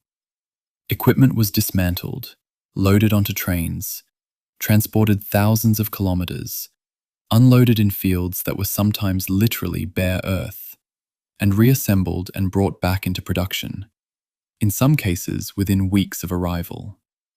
The Kirov heavy tank factory, evacuated from Leningrad, was producing tanks again before its new home had a proper roof. The man most responsible for coordinating this effort was Lazar Kaganovich, the deputy prime minister who managed Soviet transport. He is almost entirely absent from Western histories of the Eastern Front, partly because his pre-war role in Stalinist political violence makes him an uncomfortable figure, and partly because the Western historiographical tradition has tended to frame the Soviet war effort primarily through military operations, rather than the industrial infrastructure that made those operations possible. Kaganovich was, by any measure relevant to the outcome of the war, among its most consequential figures. He was also responsible for policies that resulted in massive civilian suffering before the war. History does not offer clean instruments. It offers the people who were actually there. By 1943, Soviet tank production had reached approximately 2,000 vehicles per month. By 1944, with the relocated factories operating at full capacity, it was higher. This was achieved while approximately 40% of Soviet pre-war industrial capacity remained under German occupation. The industrial math of the war, by late 1942, had simply ceased to work in Germany's favor. Germany could produce approximately 1,700 tanks per month at its 1943 peak. It was losing them faster than that on the Eastern Front alone, without accounting for North Africa, or, from 1944, Normandy. The numbers aren't close. They weren't supposed to be close. German war planners had assumed a short campaign. When it wasn't short, the industrial comparison became a verdict. The deception operation that preceded Bagration in June of 1944 is, in its specific category, one of the most accomplished military intelligence achievements of the entire war. Soviet planners deployed fake radio traffic generators to simulate normal operational patterns in Belarusia. Dummy tanks, dummy artillery, and false logistics activity were positioned and photographed. And German reconnaissance confirmed what Soviet planners wanted confirmed. Normal defensive activity, no build-up. Meanwhile, real troop movements proceeded under strict night discipline and radio silence. 1.2 million troops, 4,000 tanks, over 24,000 artillery pieces were assembled in attack positions, without German intelligence detecting the full scale of the operation. The Germans anticipated the main Soviet summer offensive of 1944 in Ukraine, specifically against Army Group North Ukraine. Army Group Center, which held Belarusia with 34 divisions, 2 of them armored, received what was coming on the 23rd of June, 1944. The institutional trajectory from the August 1941 lessons learned reports to the Bagration deception operation of June 1944 is, when you trace it through the archive, one of the most extraordinary organizational transformations in military history. An army that had lost tens of thousands of aircraft on the ground, that had watched its commanders executed for collective failures they couldn't have prevented, that had been encircled and destroyed wholesale across an entire summer, that army rebuilt itself, doctrinally, industrially, and operationally, into something its 1941 self would barely have recognized.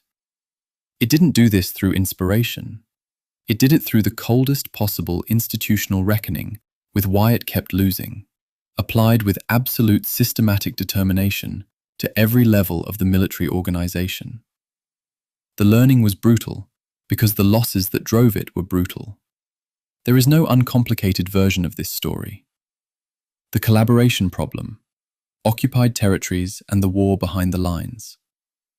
Alfred Rosenberg was a committed ideologue and a bureaucratic loser, and this combination makes his files some of the strangest in the German Federal Archives. As Reich Minister for the occupied Eastern Territories, Rosenberg sat atop an administrative structure that existed primarily to extract resources from an occupied population, food, labor, materials, while managing the jurisdictional chaos between Wehrmacht security forces, the SS, and his own civilian officials. What his correspondence reveals, across hundreds of memos over 3 years, is something that the simplified moral architecture of the Nazi occupation makes difficult to see. A committed Nazi who understood, in strategic terms, that German occupation policy was destroying Germany's own position in the territories it occupied, who argued against it repeatedly on purely utilitarian grounds, and who was systematically overruled.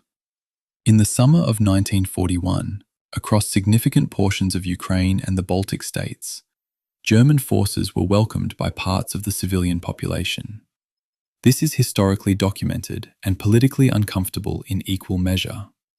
It was documented in German Army unit diaries from Army Group South in June and July of 1941. Soldiers describing civilians offering bread and salt, the traditional Slavic greeting for welcomed arrivals. It was documented in NKVD reports from the same period, which confirmed that Soviet administrative infrastructure had collapsed before German arrival in several western Ukrainian districts, and that local populations had in some cases spontaneously organized anti-Soviet committees. The reasons were specific and explicable. Ukraine had endured Stalinist collectivization, the Holodomor, the famine of 1932 to 1933, in which millions died, and a decade of political terror. When the Red Army retreated, some people genuinely were not certain the replacement would be worse. Germany spent approximately 2 months converting that ambivalence into active resistance. The Reichskommissariat Ukraine under Erich Koch, a man who explicitly regarded Ukrainians as subhuman and made no effort to conceal this, imposed a labor draft, food requisitioning that in many areas exceeded what the Soviet collective system had previously demanded, and a racial hierarchy that categorized the local population as occupiable rather than governable. Rosenberg's files record his explicit objection to Koch's policies in at least 14 documented memos across the following 2 years. He argued that the occupied territories contained an agricultural and human resource of enormous value that was being squandered. Koch, backed by Himmler and effectively beyond Rosenberg's authority, continued as before. The memos went to the file. The policy continued. The partisan war that followed was not simply an NKVD operation, though the NKVD certainly organized and supported it. The central headquarters of the partisan movement, established by Stalin in May of 1942, did coordinate Soviet partisan operations from Moscow and supplied fighters with weapons, communications equipment, and trained personnel dropped behind German lines. But the size and effectiveness of the partisan movement cannot be explained by Moscow's organizational capacity alone. The German occupation had created the recruitment conditions. Security reports from German Army Rear Area Commands, the Heeresgebiete, document the progression clearly. In the autumn of 1941, partisan activity is described as negligible and primarily attributed to NKVD stay-behind agents. By mid-1942, the same reports describe bands of between 2,000 and 5,000 fighters operating freely across entire districts, mining roads, attacking supply convoys, and cutting railway lines. The growth rate cannot be accounted for by professional Soviet agents alone. The German occupation was building its own opposition. The railway sabotage campaign of 1943 illustrates what this cost in material terms. The Soviet partisan Operation Rail War, coordinated to coincide with the Battle of Kursk in August of 1943, involved simultaneous demolition of railway track across a front of roughly 900 kilometers. One source records more than 10,000 charges laid on rail lines in a single night, with the majority successfully detonated. German transport tonnage to Army Group Center dropped by an estimated 35 to 40% during the operation's peak period. German railway repair battalions in the occupied East were, by 1943, spending approximately 60% of their man-hours on anti-sabotage repair work that generated no forward movement of supplies, no operational capability, nothing except restoration of the status quo. Every hour spent repairing a blown rail joint was an hour not spent moving ammunition or fuel to the front. The massacre at Babi Yar Ravine, outside Kyiv, on the 29th and 30th of September 1941, has to be addressed in this context. Not because it belongs to a strategic narrative, it doesn't, and reducing it to one would be obscene, but because the German security police's own records document its operational consequences. Einsatzgruppe C reported the killing of 33,771 people in 2 days. This is documented in German Operational Report number 106, dated the 7th of October, 1941. The event is a crime of such magnitude that its strategic context is nearly irrelevant to the moral accounting. But the German security records from the Kyiv district in the months following do document a sharp increase in partisan recruitment activity in the region. Because the logic of occupation violence, even in its most extreme form, is always self-defeating in precisely the way Rosenberg's memos argued. It converts potential passivity into active opposition at an operational cost that compounds over time. The Ukrainian Insurgent Army, the UPA, represents, in a particular way, the ultimate expression of this dynamic. By 1944, the UPA had somewhere between 40,000 and 100,000 fighters. The range reflects genuine uncertainty in the sources, rather than historiographical laziness. They were fighting both the Germans and the Soviets, conducting a two-front insurgency against two occupying powers simultaneously. Germany had not created the conditions for Ukrainian nationalist armed organization intentionally. It had created them through a sequence of occupation policies so systematically brutal that armed resistance became, for many, a more rational choice than compliance. Germany had manufactured one of its own military adversaries. The UPA would go on fighting the Soviet Union for years after the German war ended. The Hunger Plan is the document that sits at the center of all of this.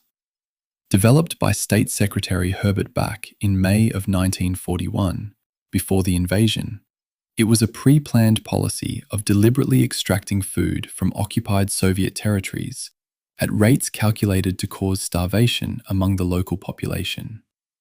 This was not improvised during the chaos of occupation. It was planned in advance, in a document, by officials who understood what the caloric math meant. The German state in 1941 consciously intended to starve tens of millions of occupied Soviet citizens as a deliberate resource extraction strategy. Approximately 9.2 million metric tons of food were extracted from occupied Soviet territories over the course of the occupation. Rosenberg's memos objected to implementation details. Nobody in authority objected to the plan. There is a passage I've encountered in several different forms across the historiography of the German occupation. In the work of Wendy Lower on empire building in Ukraine, and in Carol Burkhoff's study of the occupied population, that captures what made the German occupation so specifically self-destructive. The pre-war Ukrainian population had grievances against the Soviet state that were genuine, documented, and widely felt. Germany arrived with the theoretical capacity to exploit those grievances politically, to build a form of collaboration that might have stabilized the rear areas and freed military resources for the front. Instead, German ideology prevented the regime from treating occupied Slavic populations as political actors at all. They were a resource category, and so the grievances that might have been converted into acquiescence were converted instead into partisan formations. The ideology overruled the strategy. This is what it looks like when a political system becomes indifferent to its own operational interests. A field marshal does not surrender. Stalingrad's aftermath. On the 3rd of February 1943, the German radio broadcast the announcement of the defeat at Stalingrad. It did not use the word surrender. It described the final battle as an act of heroic sacrifice, soldiers dying for Germany rather than laying down their arms. The broadcast was accompanied by the slow movement of Beethoven's Fifth Symphony and 3 days of national mourning. German homefront diaries collected by the Freiburg Institute for Contemporary History in the post-war period document with remarkable consistency what the German civilian population did with this information. They believed the heroic version for approximately 4 days, and then began, privately, to use language they hadn't used before. The Institute's collection from February and March of 1943 records the first widespread appearance in private correspondence and diaries of a specific phrase, "if we lose the war." Not "when we win," not how we win. The conditional had arrived. Friedrich Paulus had surrendered on the 31st of January, the day after Hitler promoted him to Field Marshal, in a signal so transparent in its implication that even Paulus understood it. German field marshals don't surrender. The promotion was an instruction. Paulus surrendered anyway. He was the first German field marshal in history taken prisoner, which placed him in a category for which German military culture had no precedent and no framework.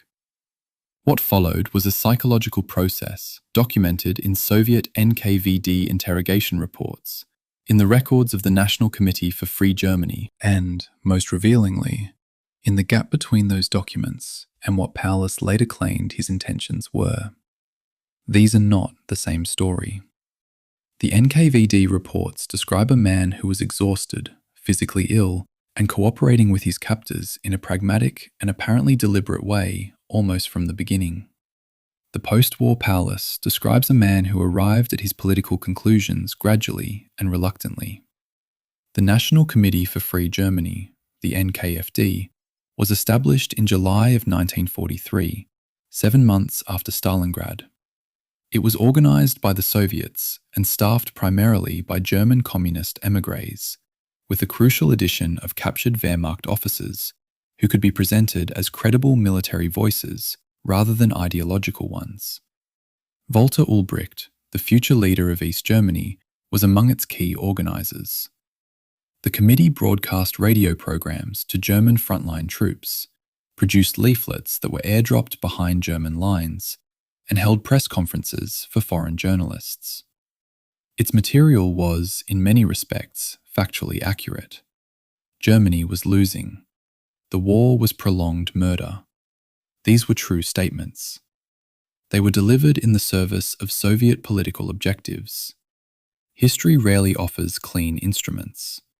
Paulus's radio address to German troops, broadcast from Moscow in the summer of 1944, in the aftermath of the July 20th assassination attempt on Hitler, was the NKFD's most significant propaganda coup. He called on the German army to reject Hitler's leadership. He was a field marshal, not a political exile. His voice had a specific kind of authority that communist émigrés couldn't replicate. Wehrmacht psychological reports on the broadcast's reception suggest it was heard across a significant proportion of frontline German positions. Its direct effect on combat behavior is genuinely uncertain and genuinely debated. Its psychological effect on individual soldiers, creating a documented rupture between loyalty to the Wehrmacht as an institution and loyalty to the political authority commanding it, is somewhat better supported by the post-war interview surveys conducted by German government agencies in the 1950s. I want to sit with the question of Paulus's motivations for a moment, because they're more complicated than either the Soviet narrative or the German military narrative admits. The Soviet NKVD assessments describe him as psychologically collapsed and motivated by personal resentment, a useful asset, not a genuine convert. Former Wehrmacht officers writing in the 1950s and 60s portray him as a moral coward who betrayed his oath for personal survival. Paulus's own memoir drafts, which were never fully published, suggest a third reading. A man who had concluded, from the evidence available to him in the ruins of the Sixth Army, that Germany had already lost the war, and that continuing it was simply institutional murder. He believed, or came to believe, that what he was saying was true. This doesn't make him a hero. It doesn't make the Soviet use of him legitimate. It makes him exactly what the archive says he is: a broken man, arriving at accurate conclusions through the worst possible process, in the service of people who had reasons to use him that had nothing to do with the conclusions themselves. The Wehrmacht's Sicherheitsdienst, its internal security and intelligence service, produced monthly morale reports throughout the war called the Meldungen aus dem Reich. These reports tracked the public mood with a granularity that makes them one of the most valuable primary sources for understanding German civilian psychology during the war. Their vocabulary is itself a historical document. Through August and September of 1942, the standard categories include confident, trusting, and determined. By November of 1942, as the tide at Stalingrad begins to turn, the reports introduce concerned as a regular category. After the February announcement of the defeat, a new category appears for the first time in the standard reporting template: defeatist. This is not a small detail.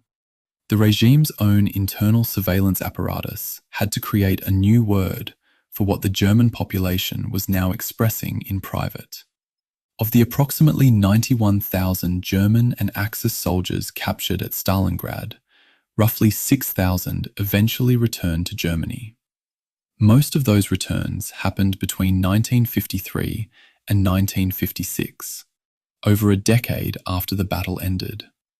The rest died in Soviet camps, primarily in the first year of captivity, from malnutrition, disease, and exposure in transit conditions that the Red Cross's post-war investigations documented in detail. Soviet camp mortality rates for German prisoners in 1943 ran at somewhere between 40 and 70% in the first year, depending on the camp and the period.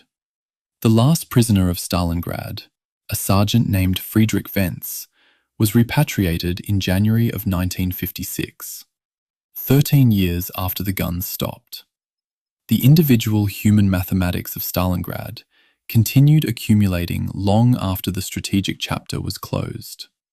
The assassination plot against Hitler on the 20th of July 1944, which will be addressed more directly in a later chapter, draws a direct line back to Stalingrad. Several of the central figures in the July 20th conspiracy cited Stalingrad explicitly in their private correspondence and testimony as the moment of decision. Henning von Tresckow, who had attempted to assassinate Hitler as early as March of 1943 by placing a bomb on his aircraft, wrote before his death that after Stalingrad, the question was no longer how to win the war, but how to prevent Germany from being morally destroyed by it. This is a significant statement. It shows that Stalingrad had produced, within the officer corps, a split in what the war meant. For some commanders, it was a catastrophic defeat to be overcome. For others, it was evidence that the regime conducting the war was itself the primary danger to Germany. These were not compatible positions, and they would eventually explode. The Stalingrad defeat did not end Germany's ability to fight on the Eastern Front. That would take 2 more years. What it ended was something harder to define precisely, but real in the documents. The unspoken premise, maintained since the summer of 1941, that Germany was fighting a war it was going to win. After Stalingrad, the German army was fighting a war it hoped it could somehow not lose, which is an entirely different psychological and strategic posture. You can see it in the SD morale reports, in the private letters, in the shift from when to if, in the conditional clauses of ordinary German correspondence. The word if turns out to be one of the most historically significant words in the German language of 1943. What the generals bet on: German strategy. 1943 to 1944. There is a quality to the Führer Conference transcripts from the summer and autumn of 1943 that I find almost impossible to characterize accurately. These are stenographic records of actual conversations between Hitler and his senior military staff. Conversations where the chief of the general staff would present precise operational data, casualty figures, ammunition stocks, and divisional readiness reports. And Hitler would respond with references to the historical resilience of Frederick the Great of Prussia and predictions about the political collapse of the Allied coalition. They were not conducting a conversation. They were conducting 2 separate monologues in the same room. Zeitzler, who was OKH Chief of Staff, had to attend these conferences, later told American historians in the Foreign Military Studies program that he eventually stopped arguing in Hitler's presence about the Eastern Front. Not because he had changed his operational views, but because he had concluded that the arguments were structurally impossible, that the conference format itself was not designed to transmit accurate information upward. General Kurt Zeitzler is not a famous name. He was appointed OKH Chief of Staff in September of 1942, replacing Franz Halder, and he served until July of 1944, when he left his post through what appears, from the medical records, to have been a deliberate physical collapse. He stopped eating, lost a documented 25 kilograms in 3 weeks, and was medically relieved. The collapse appears to have saved his life. He was too visibly ill to be implicated in the July 20th assassination conspiracy investigations that followed. His post-war testimony to American historians is among the most specific and self-critical accounts any senior German officer gave of the command dysfunction of the final 2 years of the Eastern Front. He doesn't primarily blame Hitler. He describes a system, a structural condition in the German High Command, that made accurate information transmission from field to headquarters nearly impossible under the political conditions that obtained after Stalingrad. Von Manstein's backhand blow, the elastic defense, had demonstrated its potential in the Third Battle of Kharkov in February and March of 1943.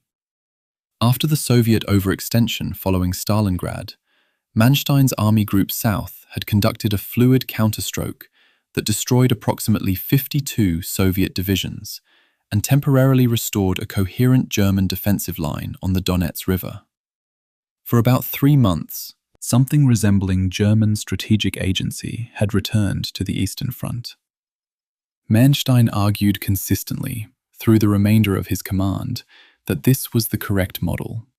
Trade space for time, allow Soviet formations to overextend, then strike into their exposed flanks with concentrated mobile forces. He called it backhand. You absorb the blow, step back, and strike from the other side. It worked brilliantly at Kharkov. Hitler's not one step back doctrine prevented it from being applied systematically everywhere else. The Festung, fortress, policy is where German high command decisions in 1943 and 1944 became most visibly catastrophic in their consequences. Hitler designated several surrounded or encircled cities as fortresses to be held, regardless of their strategic value. Breslau, Königsberg, Budapest, Vitebsk, Bobruisk. Each of these designations required entire divisions to garrison positions that served no operational purpose, required further divisions to attempt relief operations that consumed resources better deployed elsewhere, and in most cases, ended in the destruction of the garrison anyway. Vitebsk, designated a fortress in June of 1944, was encircled on the 25th of June by the opening moves of Operation Bagration and destroyed within 4 days. The garrison of approximately 35,000 men was almost entirely lost. The fortress concept, intended to create defensive anchors, instead created isolated killing grounds that consumed formations the German army couldn't replace. The question of whether Hitler's December 1941 stand-fast order, which prevented an organized retreat before Moscow, saved or doomed the German army, is one of the genuinely unresolved debates in Eastern Front historiography. And I want to be clear that it is unresolved because the evidence supports both positions partially. Von Manstein, writing in his post-war memoir, Lost Victories, argues that the stand-fast order prevented a catastrophic disintegration into an uncontrolled rout in the desperate weeks of December 1941, that a mobile withdrawal in those conditions would have become a rout. David Stahel's research, based on unit war diaries and army group reports, argues the opposite, that the same order prevented elastic withdrawals that would have preserved German combat power, instead burning out divisions in fixed positions that a fluid defense might have evacuated intact. The documents don't resolve this cleanly. Both arguments have primary source support. This is what responsible history looks like when the evidence genuinely doesn't settle the question. By the summer of 1944, the arithmetic of German armoured production versus armoured losses had become irreversibly negative. German steel production for armaments reached approximately 2.8 million metric tons per month at its September 1944 peak. A production achievement, actually, given Allied bombing and resource constraints. But the Wehrmacht was consuming armour across all fronts at approximately 2,100 tanks per month, while producing approximately 1,700. Production never caught losses from the summer of 1943 onward. The difference was made up by drawing down reserves that had already been diminished by Kursk. By the time Bagration struck in June of 1944, Army Group Center had 2 armoured divisions available across its entire front. The math had been delivering this verdict since Kursk. The delivery of the verdict was delayed by German tactical competence, Allied strategic disagreements, and the simple geographic fact that the Soviet Union had to cover enormous distances. But it was always coming. The German command system's structural dysfunction extended beyond Hitler's personal interference to the design of the command structure itself. German army and army group commanders required Hitler's personal approval for major operational decisions, boundary adjustments between armies, withdrawal authorizations, the committing of operational reserves. This approval process, routing through OKW and OKH, and ultimately to the Führer headquarters, could take 24 to 48 hours in the Führer conference system. A Soviet front commander in 1944, operating under the expanded autonomy that the post-1941 reforms had granted, could authorize a significant operational change within hours. In a war that was moving at the pace of mechanized deep battle, a 24-hour decision cycle was not a procedural inefficiency. It was an operational death sentence. The Zeitzler collapse in July of 1944 is, in hindsight, one of the war's more precise personal documents. His body translated into physical terms what the operational situation had been saying in numbers for months. He was replaced by Guderian, who brought energy and optimism and a talent for self-promotion to a military situation that was, by the summer of 1944, beyond optimization. Guderian's remaining months as OKH Chief of Staff are themselves a study in what competent people do when the structure they operate within is no longer capable of translating competence into outcome. He argued, innovated, pushed, quarreled with Hitler in terms more direct than most senior officers had managed, and achieved nothing structurally significant. The machine was past the point where the quality of individual operators could determine its direction. Operation Bagration, the unseen catastrophe. The German Army Group Center's intelligence assessment for June of 1944 was, in the context of the war as a whole, a piece of work of almost artistic wrongness. Compiled by the Wehrmacht's Eastern Intelligence Branch, Fremde Heere Ost, it identified the primary Soviet threat in the coming summer as an offensive in Ukraine, specifically against Army Group North Ukraine in Galicia. The assessment rated the probability of a major Soviet offensive against Army Group Center as unlikely. Army Group Center held Belorussia. It held the central axis toward Warsaw and Berlin. It held the most direct geographic corridor between the Red Army's current positions and the German capital. And the intelligence apparatus responsible for assessing it had concluded, in mid-June of 1944, that it was probably not the main target. On the 23rd of June, 13 days after that assessment, 4 Soviet fronts struck Army Group Center simultaneously. The deception operation that preceded Bagration deserves more attention than it typically receives, because it represents something genuinely difficult to achieve. The concealment of 1.2 million troops, 4,000 tanks, and over 24,000 artillery pieces behind a frontage that both sides were watching constantly. The Soviets accomplished it through a combination of structural discipline and deliberate misdirection. All genuine armoured and artillery movement was conducted at night, under strict radio silence, with vehicle headlights prohibited. Forward positions maintained normal radio traffic patterns using signal generators, false traffic that gave German intercept operators exactly the routine signal environment they expected. Dummy tanks, dummy artillery positions, and false logistics activity were positioned and left visible to German aerial reconnaissance in areas away from the actual attack sectors. The reconnaissance photographs were essentially curated. German intelligence saw what Soviet planners wanted it to see.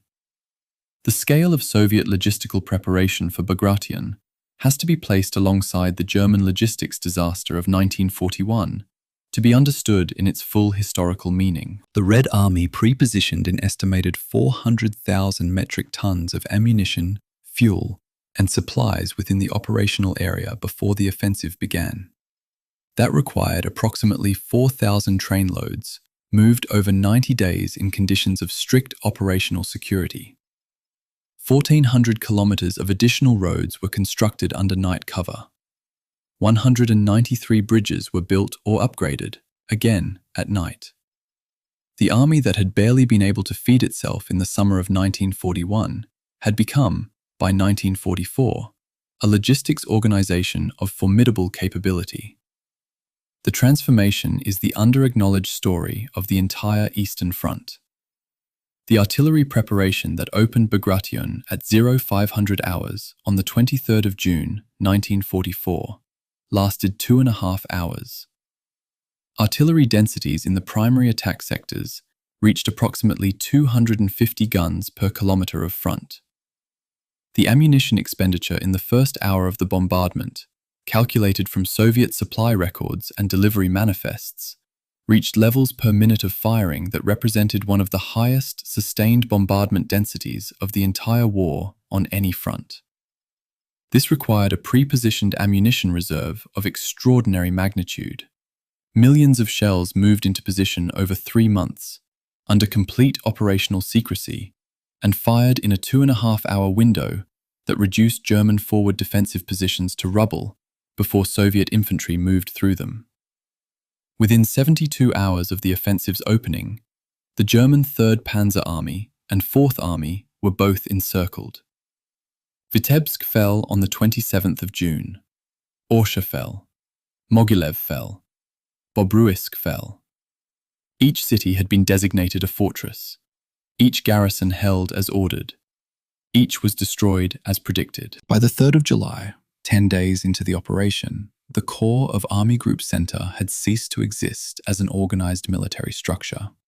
The German 9th Army and parts of the 4th Army were encircled in a pocket east of Minsk. Approximately 100,000 German soldiers were killed or captured in those 10 days alone. The front had torn open across a 600-kilometer breadth, and there were no reserves to seal it. On the 17th of July, 1944, 57,000 German prisoners of war were marched through central Moscow. Stalin had arranged the display deliberately. It was theatre, but theatre with a precise political audience. The column of prisoners was followed by street-cleaning trucks washing the road behind them. The international press coverage was, by any measure, minimal. The 6th of June had been D-Day, the Allied landings in Normandy that had captured the attention of every news organization in the world. The liberation of Rome, the assassination attempt on Hitler on the 20th of July.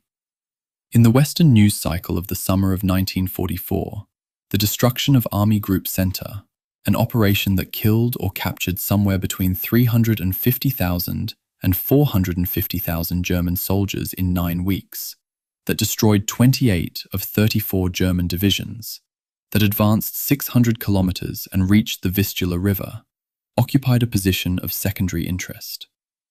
This is, I think, one of the most significant asymmetries in how the West has understood this war.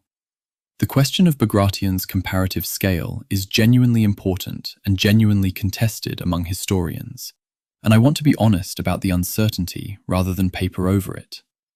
German casualty figures for the operation vary depending on the methodology and source. The Hoover Institution's analysis puts the figure at approximately 400,000 German casualties in the main offensive phase through mid-August.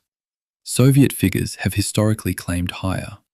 Whatever the precise number, the comparison to Normandy and the subsequent Cobra Falaise operations of the same summer is instructive. The Western Allied campaign in France in June through August of 1944 inflicted enormous damage on the Wehrmacht and was strategically decisive for the Western Front. Bagration, in the same weeks, inflicted losses on the Eastern Front that were by most estimates substantially larger.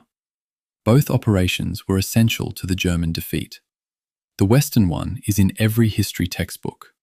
The Eastern one is, outside specialist literature, largely absent. By the 19th of August, when Bagration officially concluded, Soviet forces stood on the Vistula River. Warsaw was across the river. Berlin was roughly 600 kilometers beyond that. The German front had been moved farther west in 9 weeks than it had moved in the previous 12 months of fighting. Army Group Center had effectively been destroyed as a coherent military formation and would not be reconstituted in anything like its previous strength for the remainder of the war. What stopped the Soviet advance at the Vistula in August of 1944 was not German resistance. It was Soviet logistics. The supply lines that had been extended 600 kilometers in 9 weeks needed consolidation. The offensive pause at the Vistula was a supply problem, not a military one. Berlin was not reached until April of 1945, 9 months later. Those 9 months are their own chapter, and a painful one. 13 through 17 to follow in next session. Search German ethnic settlers Ukraine evacuation, 1943-1944. Westward columns. Statistics. Volksdeutsche. View. Search East Prussia civilian evacuation, January 1945. Baltic Sea ice flight. Statistics. Casualties. View.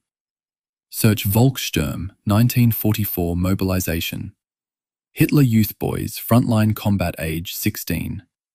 Panzerfaust training. View. Search Soviet soldiers Eastern Front letters home diaries. 1941-1945. Psychology, morale. Blocking detachments. Statistics. View. Search Order 227, not one step back. Blocking detachments, 158,000 Soviet soldiers executed own side. Statistics. View. Search Battle of Silo Heights, April 1945. Zhukov searchlights. Casualty first day, Soviet losses. View. Search Berlin 1945. Fall.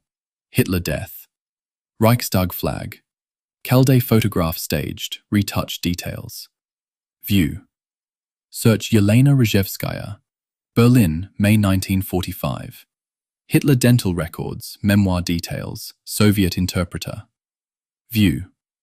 Search German expulsion, Eastern Europe, 1944-1946. 12 million displaced deaths. Statistics. View. Search Panzerfaust production. 8 million units. Cost specifications. Effective range. Anti-tank weapon. View. I now have all the verified data needed for the final 5 chapters. Writing them now. The road back. Refugees, retreat, and the collapse of Army Group South. A German railway logistics order from the autumn of 1943, preserved in the Bundesarchiv, allocates 34 train convoys for the evacuation of ethnic German civilian settlers from the Zaporozhye region of Ukraine. The order specifies that each convoy may carry no more than 500 persons and no more than 5 kilograms of personal property per person. Below that, in a different hand, livestock is to be driven west on foot where road conditions permit. 5 kilograms, roughly the weight of a large hardback book, a change of clothes, and a family photograph. Everything else, Houses built over generations, the accumulated material weight of a life planted in a place, stayed behind. This is the document that opens the story of what happened to the people who had lived inside the German occupation as it collapsed. The SS evacuation of approximately 350,000 ethnic German settlers from Ukraine between late 1943 and mid-1944 is one of the least known mass population movements in the history of the Eastern Front. These were not soldiers. They were farmers, craftsmen, Mennonite communities, families whose German-speaking ancestors had settled southern Ukraine and Crimea in the late 18th and early 19th century, invited there historically by Catherine the Great. They had been recategorized by the Nazi racial bureaucracy as Volksdeutsche, ethnic Germans requiring protection and resettlement. When the German army began its retreat from the Dnieper River line in the autumn of 1943, the SS organization responsible for these communities mobilized them westward. The trek lasted months. An academic analysis by historians working from the SS settlement records estimates that somewhere between 20,000 and 25,000 of these evacuees died during the transit. They were moving through a retreating war. The military context for their evacuation was Army Group South's withdrawal from the Dnieper, which had itself been preceded by months of brutal mobile warfare in eastern Ukraine. The fighting around Kharkov and the Donetsk corridor that had defined the Eastern Front's character since early 1943. The Korsun-Cherkasy pocket in January and February of 1944 is the most precisely documented crisis of this phase. Two German corps, approximately 56,000 men, were encircled southwest of Kyiv. Von Manstein's relief operation came within 40 kilometers of breaking through. It didn't quite reach them. The breakout was authorized on the 16th of February, 1944, and approximately 35,000 men fought their way out through snowstorms and Soviet lines, leaving their heavy equipment, their wounded, and their dead behind. General Stemmermann, who commanded the breakout, was killed during it. The men who escaped did so largely on foot, in temperature well below freezing, across open steppe. The equipment they abandoned included hundreds of artillery pieces, thousands of vehicles, and the logistical infrastructure of two corps. It couldn't be replaced. The retreat itself moved at different speeds in different sectors, and for different categories of people. German military columns moved according to tactical necessity, sometimes in reasonable order, sometimes in fragments. The ethnic German civilian columns moved according to the capacity of a transport allocation process that was already failing, in the spaces between military necessity and administrative coherence. Wehrmacht supply officers filed reports in 1943 and 44, documenting a specific jurisdictional problem. Military supply trains and civilian evacuation convoys were competing for the same rail capacity, and neither the Wehrmacht nor the Nazi Party's civilian administrators had clear priority over the other. The average delay between an authorized evacuation departure and actual train departure, according to German railway records from the Ukraine evacuation period, was between 8 and 14 days. 14 days was, by late 1943, the difference between an orderly departure and a chaotic flight under Soviet artillery. The westward movement of the occupation's civilian dimension, administrators, settlers, agricultural workers brought from Germany, Ukrainian laborers in German service, created a layered moral archive that is genuinely uncomfortable to inhabit as a researcher.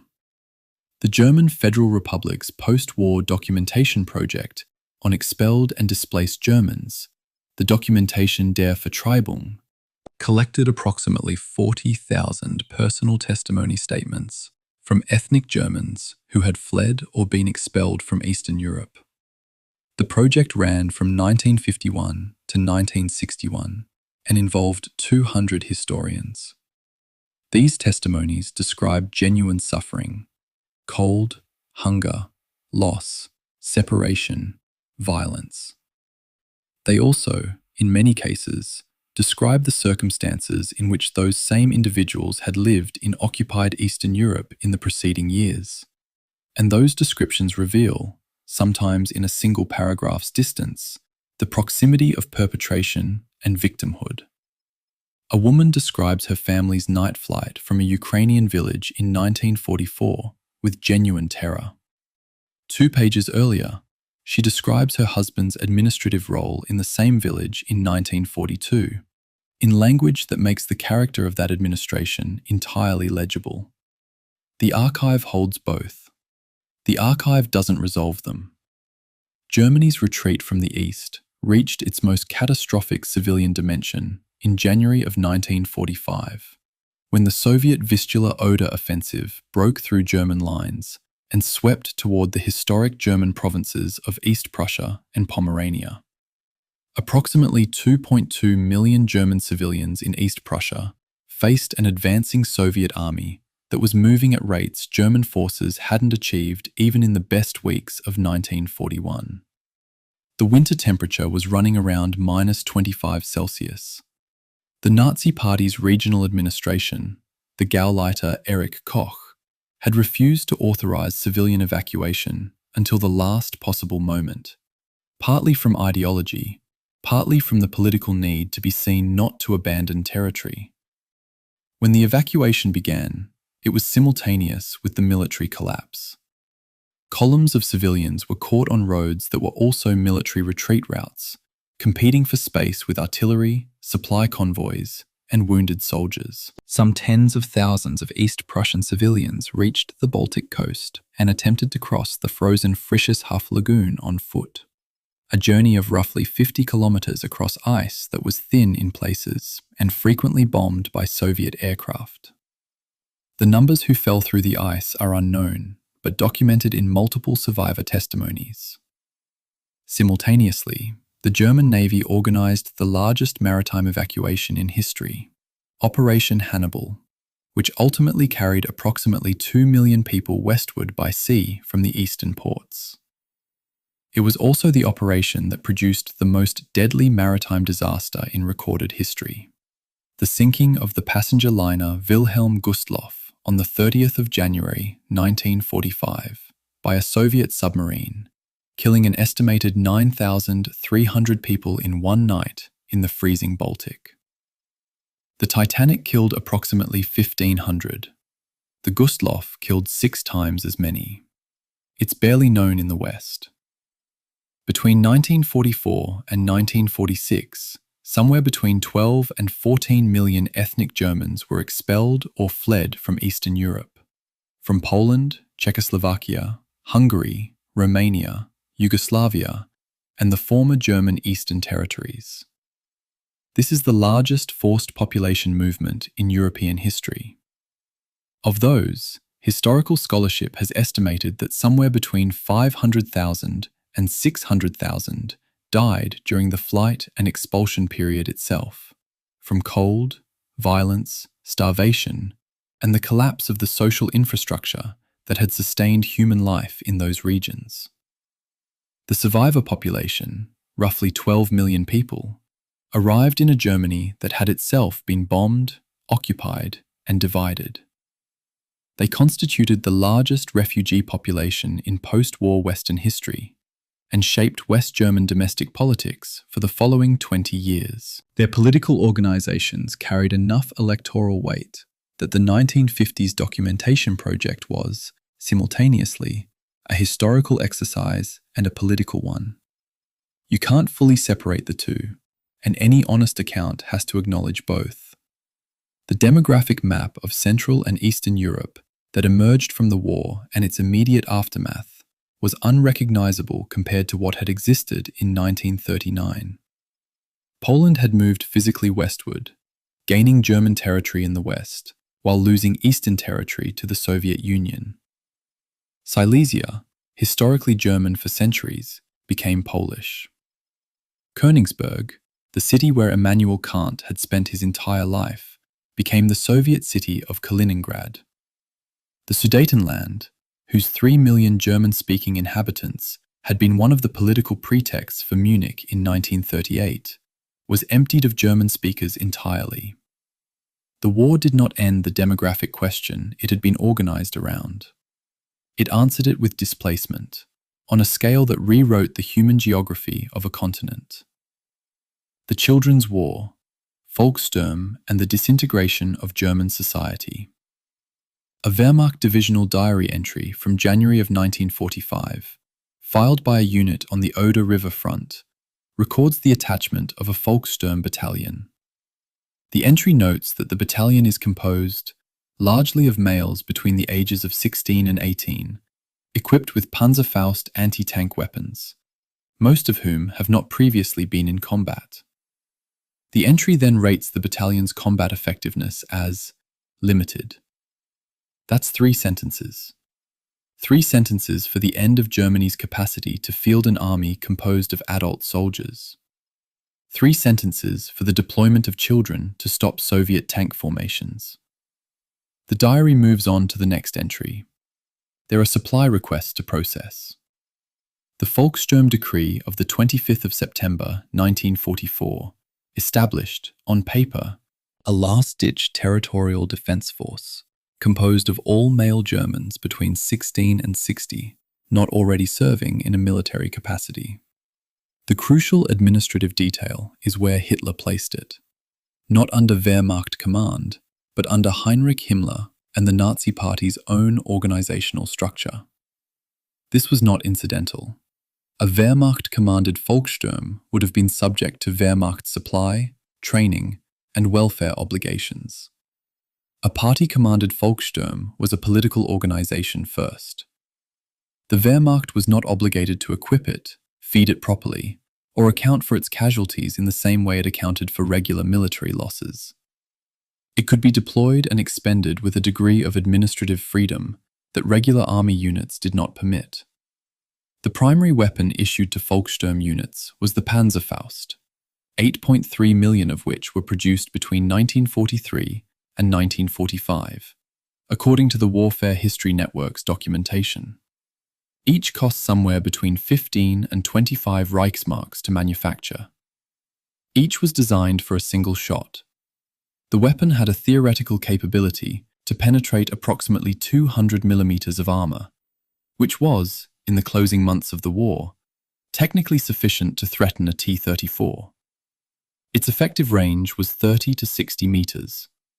A Soviet T-34 could engage targets at 800 to 1500 meters. This gap, between 60 meters and 800 meters, is the gap between the weapon and its tactical context. To use a Panzerfaust against a Soviet tank, you had to wait until the tank was inside your defensive line. The weapon was designed for an operator who was already, in military terms, in the position of last resort. Every production decision that produced 8 million of them, rather than alternative weapons, is a production decision that had already accepted the operator's likely fate. The SD morale reports from the autumn of 1944 record something surprising in the context of the strategic situation. Among younger Germans, particularly those in the Hitler Youth cohort, expressed belief in German victory remained relatively high through September of 1944.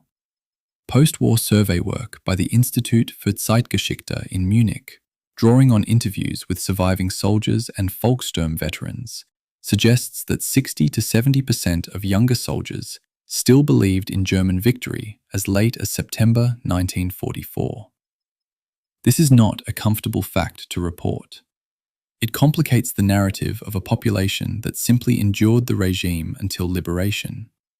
A significant portion of the young men who were mobilized into Volkssturm battalions in the winter of 1944 to 1945 appear to have gone with a degree of genuine motivation, shaped by a decade of ideological conditioning that had been comprehensive, systematic, and effective. The Volkssturm was coercive. Men who refused could be shot, and SS drumhead courts-martial were operating by early 1945. But coercion alone doesn't explain the participation rates. On the 12th of January, 1945, The Soviet Vistula-Oder offensive launched with 2.2 million troops, approximately 6,400 tanks, and 46,000 artillery pieces on a frontage from the Baltic to the Carpathians. German Volkssturm units in the path of this advance did not hold defensive lines. They were destroyed, in many cases within hours of first contact. The unit diaries that survive from Wehrmacht formations in this period record the attachment and subsequent elimination of Volkssturm battalions with the same bureaucratic register used for noting weather conditions. Factual, brief, apparently without particular effect. The administrative normalization of children's deaths is itself one of the more disturbing documents of the war's final phase. Himmler's system of flying courts-martial, the Fliegende Standgerichte, empowered to execute soldiers for cowardice or defeatism without formal trial, was operating across the Eastern Front and into Germany proper from late 1944. German military police and SS security units documented at least 7,000, and some estimates suggest as many as 15,000, executions of German military personnel in the final 3 months of the war. These are soldiers and Volkssturm members shot by their own side for retreat, for suspected desertion, for being found away from their units without orders. The practice of posting executed soldiers' bodies on lampposts and bridges with signs reading, "I was a coward," is documented in multiple survivor accounts and American and British military intelligence reports from the spring of 1945. The regime, in its final weeks, was maintaining discipline through public execution of the people it had just conscripted. There is a specific passage in the Wehrmacht unit diaries from the Oder River front in February of 1945 that I return to repeatedly. A regular army officer notes in a diary entry that his Volkssturm reinforcement has arrived and includes 7 boys who, based on their stated ages, should be in school. He notes this not with outrage, not with protest, but with something that the German word Betroffenheit partially captures. A kind of stunned, unlocatable grief that isn't quite anger and isn't quite sorrow. He doesn't know what category this belongs to.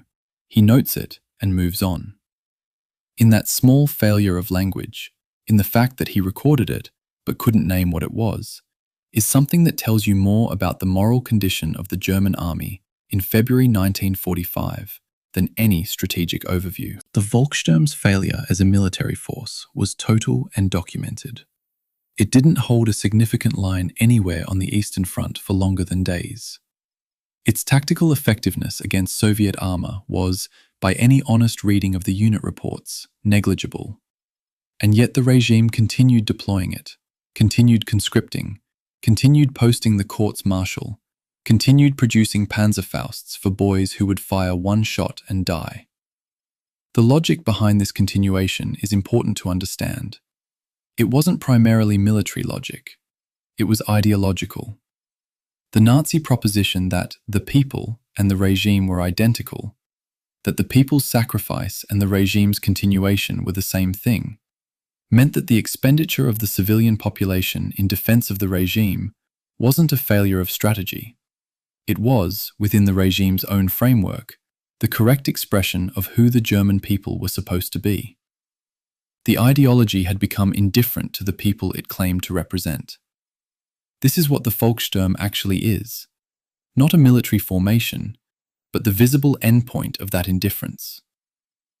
The 1,000-kilometer wound, the Soviet soldiers who came home. There is a letter from a Red Army sergeant named Alexei Lebedev that has been published in collections of wartime correspondence, and that I've read perhaps a dozen times without being certain I fully understand it. It was written to his wife in June of 1944, and it contains, in 3 sentences, the whole compressed weight of what 4 years of this war did to the people who fought it. He writes, "I am well. I am eating. I killed a German officer this morning who was trying to surrender. I do not know if I am the same person who married you. I think perhaps we should plan to meet slowly." No editorial selection could have constructed that sequence. It is what it is. a man at the exact moment when his internal experience has outrun his ability to describe it to the person he loves. Stalin's Order No. 227, issued on the 28th of July 1942, the Not One Step Back order, is usually discussed in terms of its tactical consequences. The blocking detachments positioned behind Soviet frontline units, empowered to shoot soldiers who retreated without authorization. What is less often noted is that the order formalized a practice that had already been operating in various forms since the catastrophic summer of 1941. From 1941 to the end of the war, Soviet military tribunals sentenced approximately 158,000 soldiers to death, a figure cited by the history reader from Russian archival research, with the acknowledgement that not all sentences were necessarily carried out. 158,000. That number exceeds the total British military deaths across all fronts and theatres of the entire Second World War. The Red Army, fighting its own soldiers as well as the Wehrmacht, was a system of extraordinary coercive power applied simultaneously to an extraordinary military achievement. The Zampolit, the political officer attached to every Red Army unit from company level upward, is one of the more misunderstood figures in the history of the Eastern Front.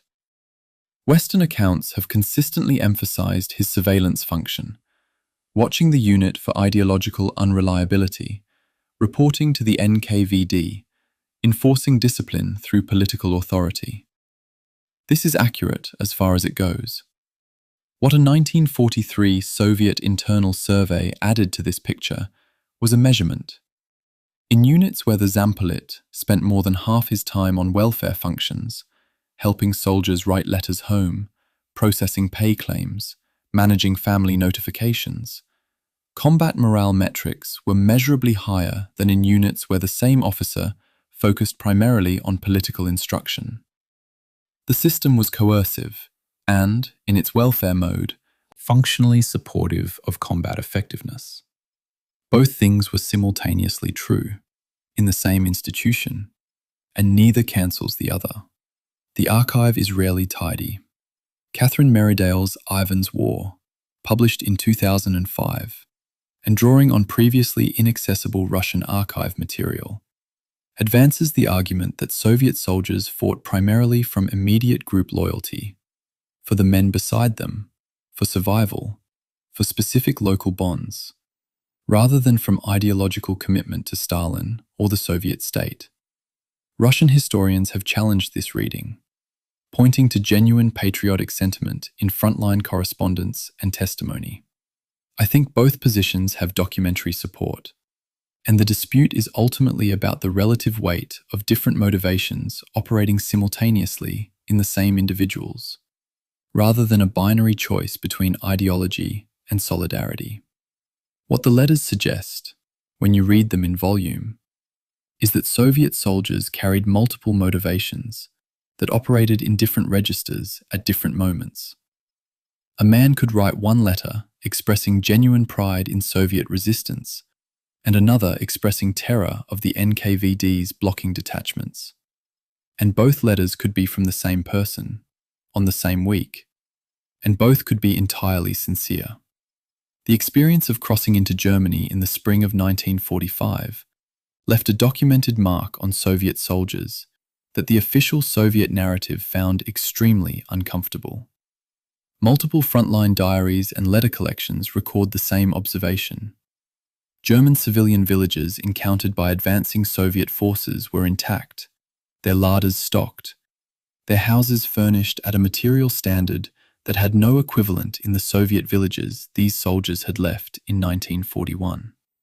Several accounts record Soviet soldiers sending descriptions of German domestic life home with a specific emotional register.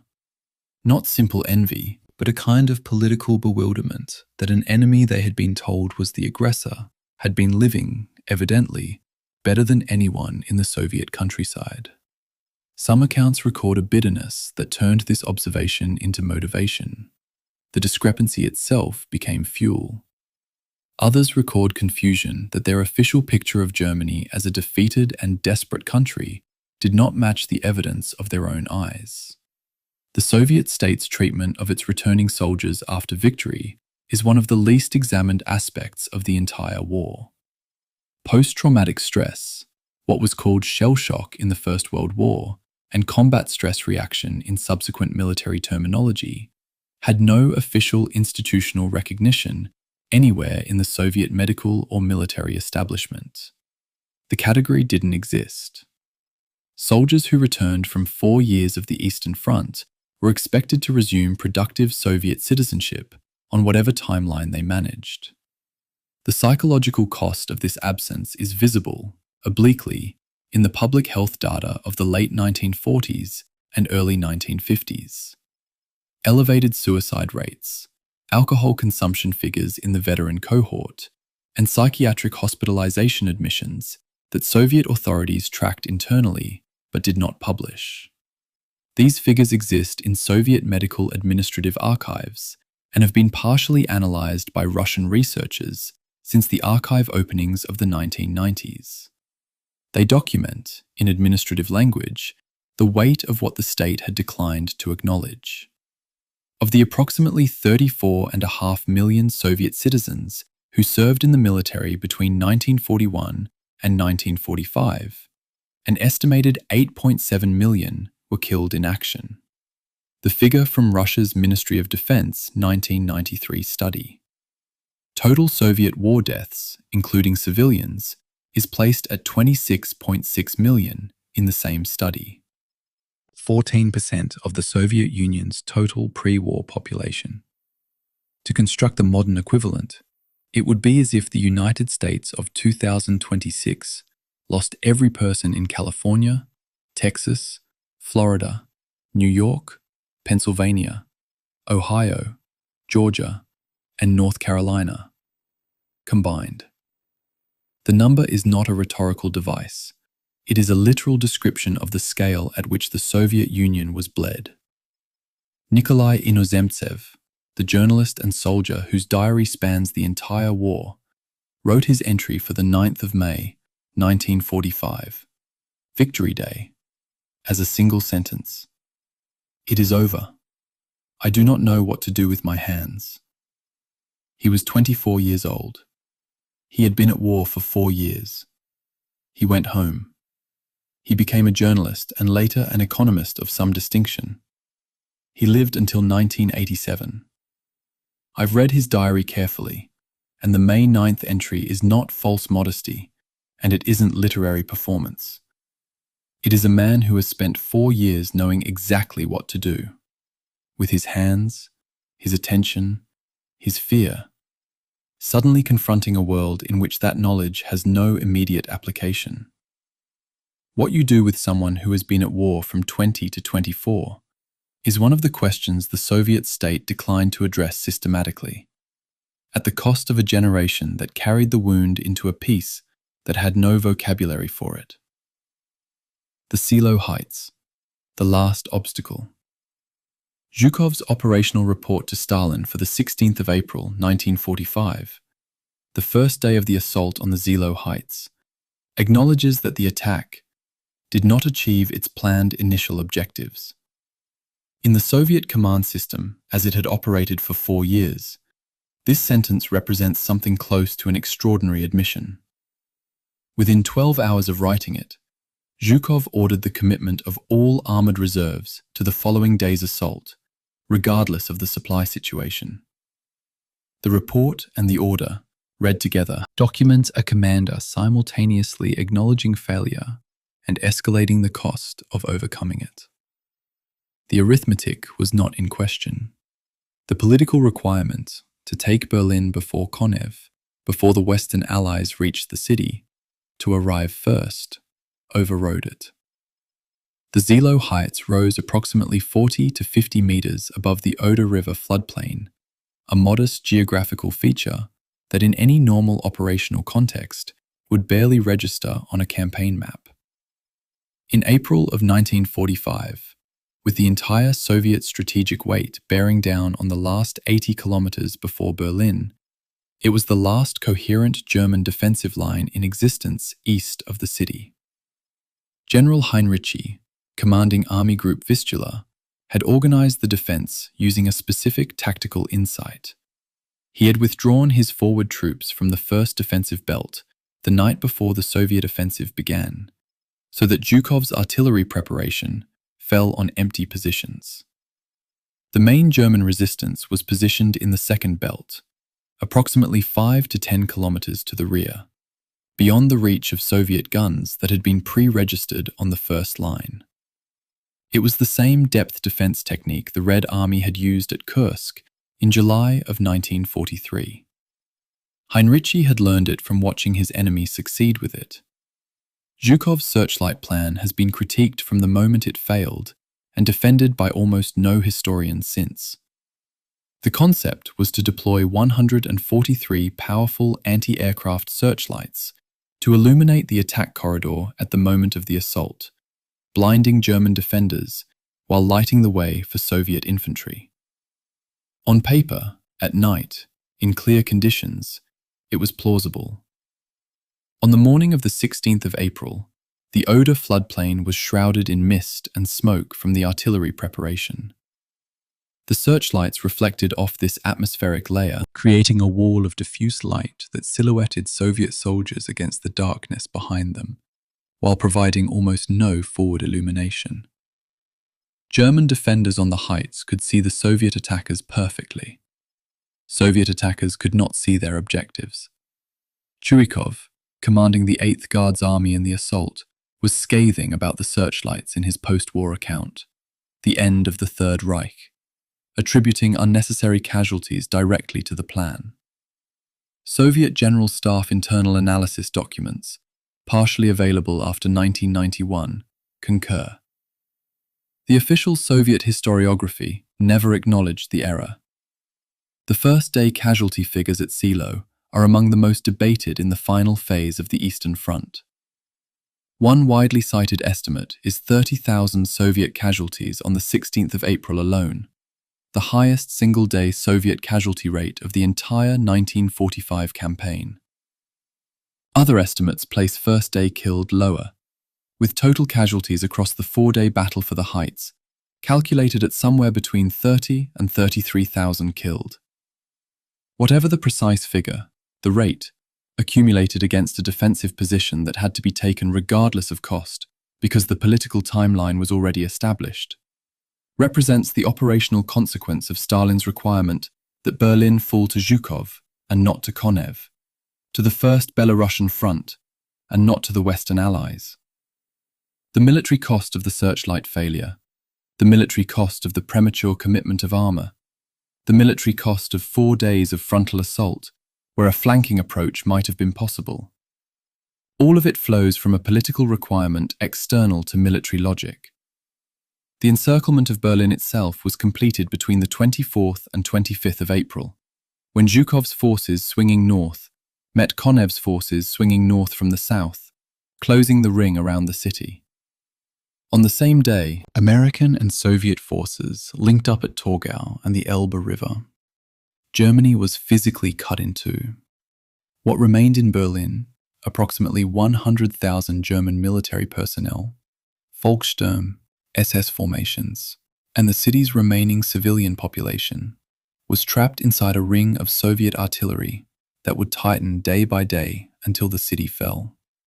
The battle for Berlin proper lasted approximately 10 days and cost Soviet forces across the entire Berlin operation an officially stated 304,800 casualties, killed, wounded, and missing, together with the loss of 2,165 tanks. For a campaign of 3 weeks, against a force that was already strategically defeated, the losses are remarkable. The Silo Heights and the politics behind it are where a substantial portion of those lives were spent.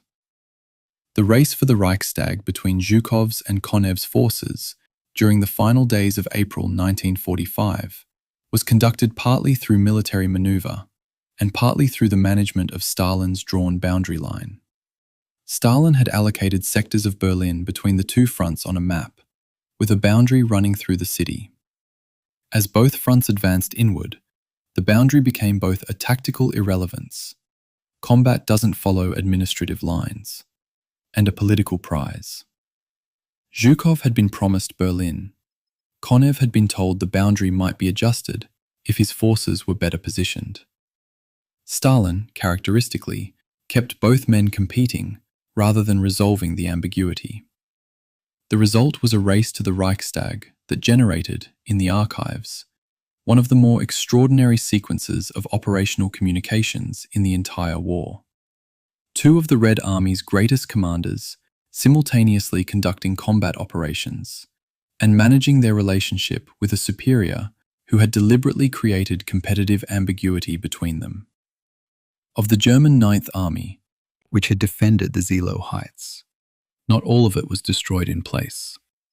Approximately 80,000 soldiers managed to evade the Soviet encirclement and move westward toward American lines, eventually surrendering to United States forces in the first days of May. They were among the more fortunate Germans in the war's final weeks, not because American captivity was comfortable, but because American prisoner of war treatment, however imperfect, did not carry the roughly 40 to 70% first-year mortality rate that Soviet captivity had imposed on German prisoners since 1943.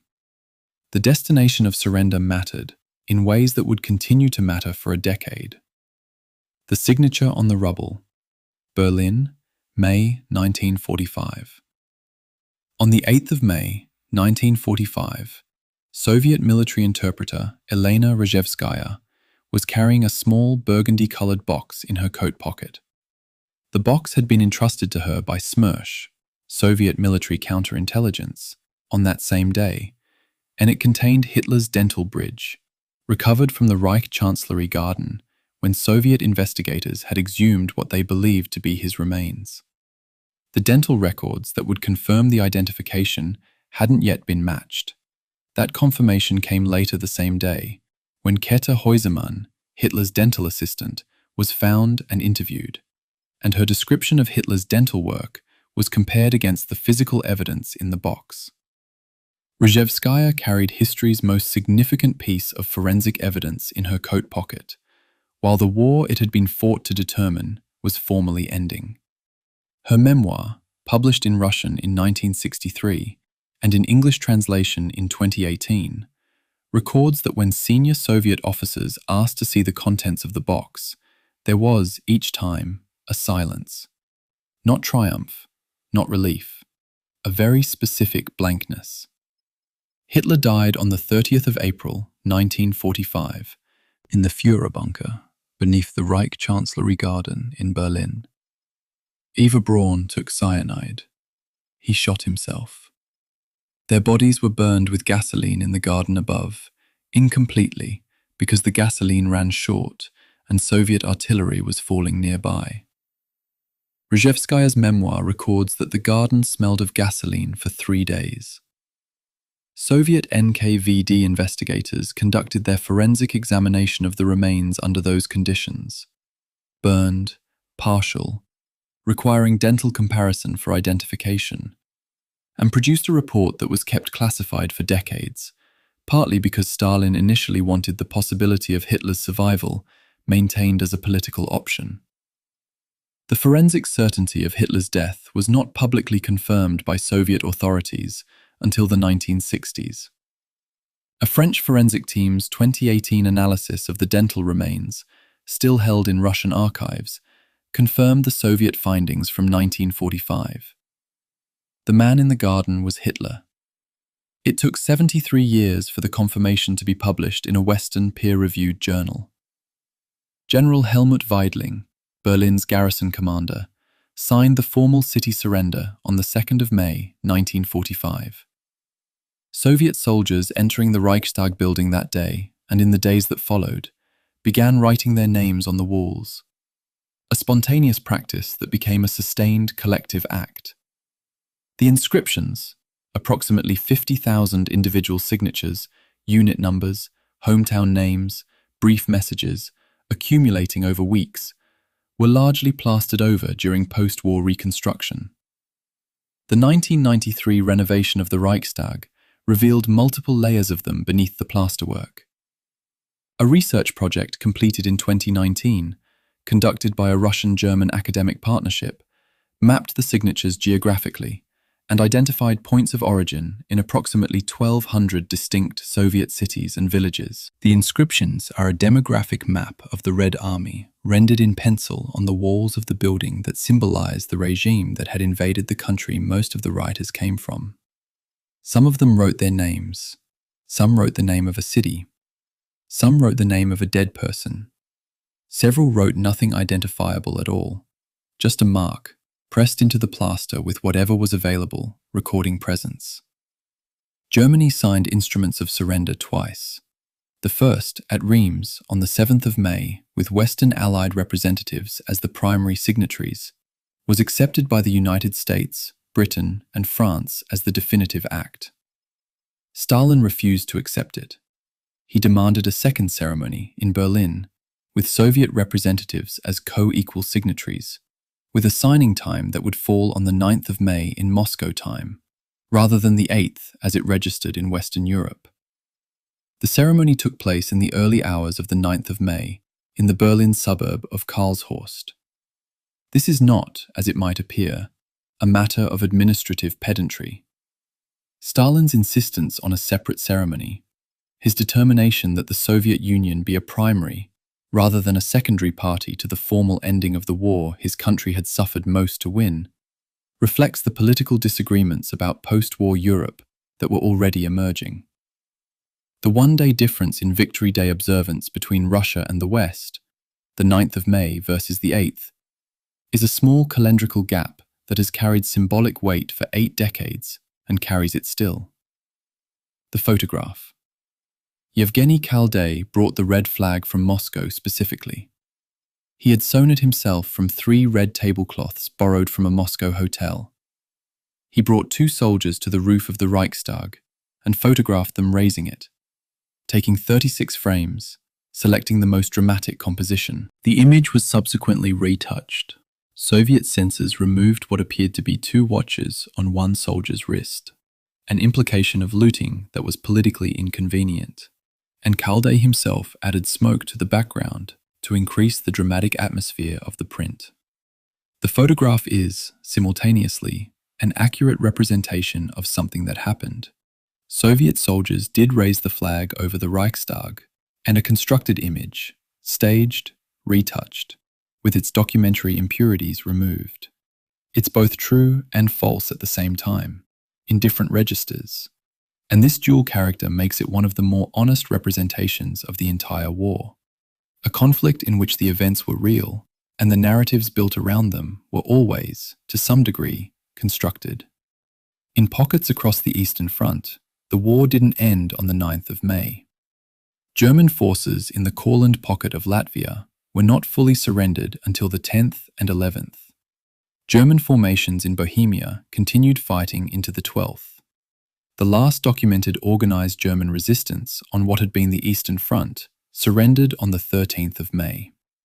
Individual stragglers, soldiers who didn't know the war had ended, or who refused to accept it, or who feared Soviet captivity enough to keep moving, were encountered in German forests and the Bavarian mountains for months afterward. Several were reportedly not found until the following year. The war ended not as a single moment, but as a gradual cessation, spreading unevenly across an enormous geography that had been at war for 4 years. The total Eastern Front, from the 22nd of June 1941 to the 13th of May 1945, lasted 1,421 days. Total Soviet war deaths, military and civilian combined, reached approximately 26.6 million people, per the 1993 Russian Academy of Sciences study. Total German military deaths on the Eastern Front across the various accounting methodologies fall in a range between 3 and 4 million. Total civilian deaths across all occupied territories, including the Holocaust, the Hunger Plan, the siege deaths, the partisan reprisals, and the displacement crisis, are estimated at figures between 25 and 30 million additional deaths. The numbers become incomprehensible at this scale. I don't think that incomprehensibility is a failure of imagination. I think it's an accurate response to a historical fact that genuinely exceeds the capacity of single human minds to hold. Rozhevskaya lived until 2017. She was 98 years old. She wrote several books, including her Berlin memoir, and gave interviews in her later years that were characteristically specific and quietly devastating. In one of them, recorded when she was in her 90s, she was asked what she most remembered about the day the war ended. She said she remembered the smell of the Chancellery garden. She said she remembered that it was very quiet for a few minutes, and that nobody seemed to know what to do with the quiet. Then the artillery started again, somewhere to the east, where pockets were still holding, and everyone understood that the quiet had been provisional. The war ended the way it had been fought, not cleanly, not all at once, not in a way that the language available to the people inside it could fully describe. The archive holds what language couldn't. 8 decades later, we're still reading it,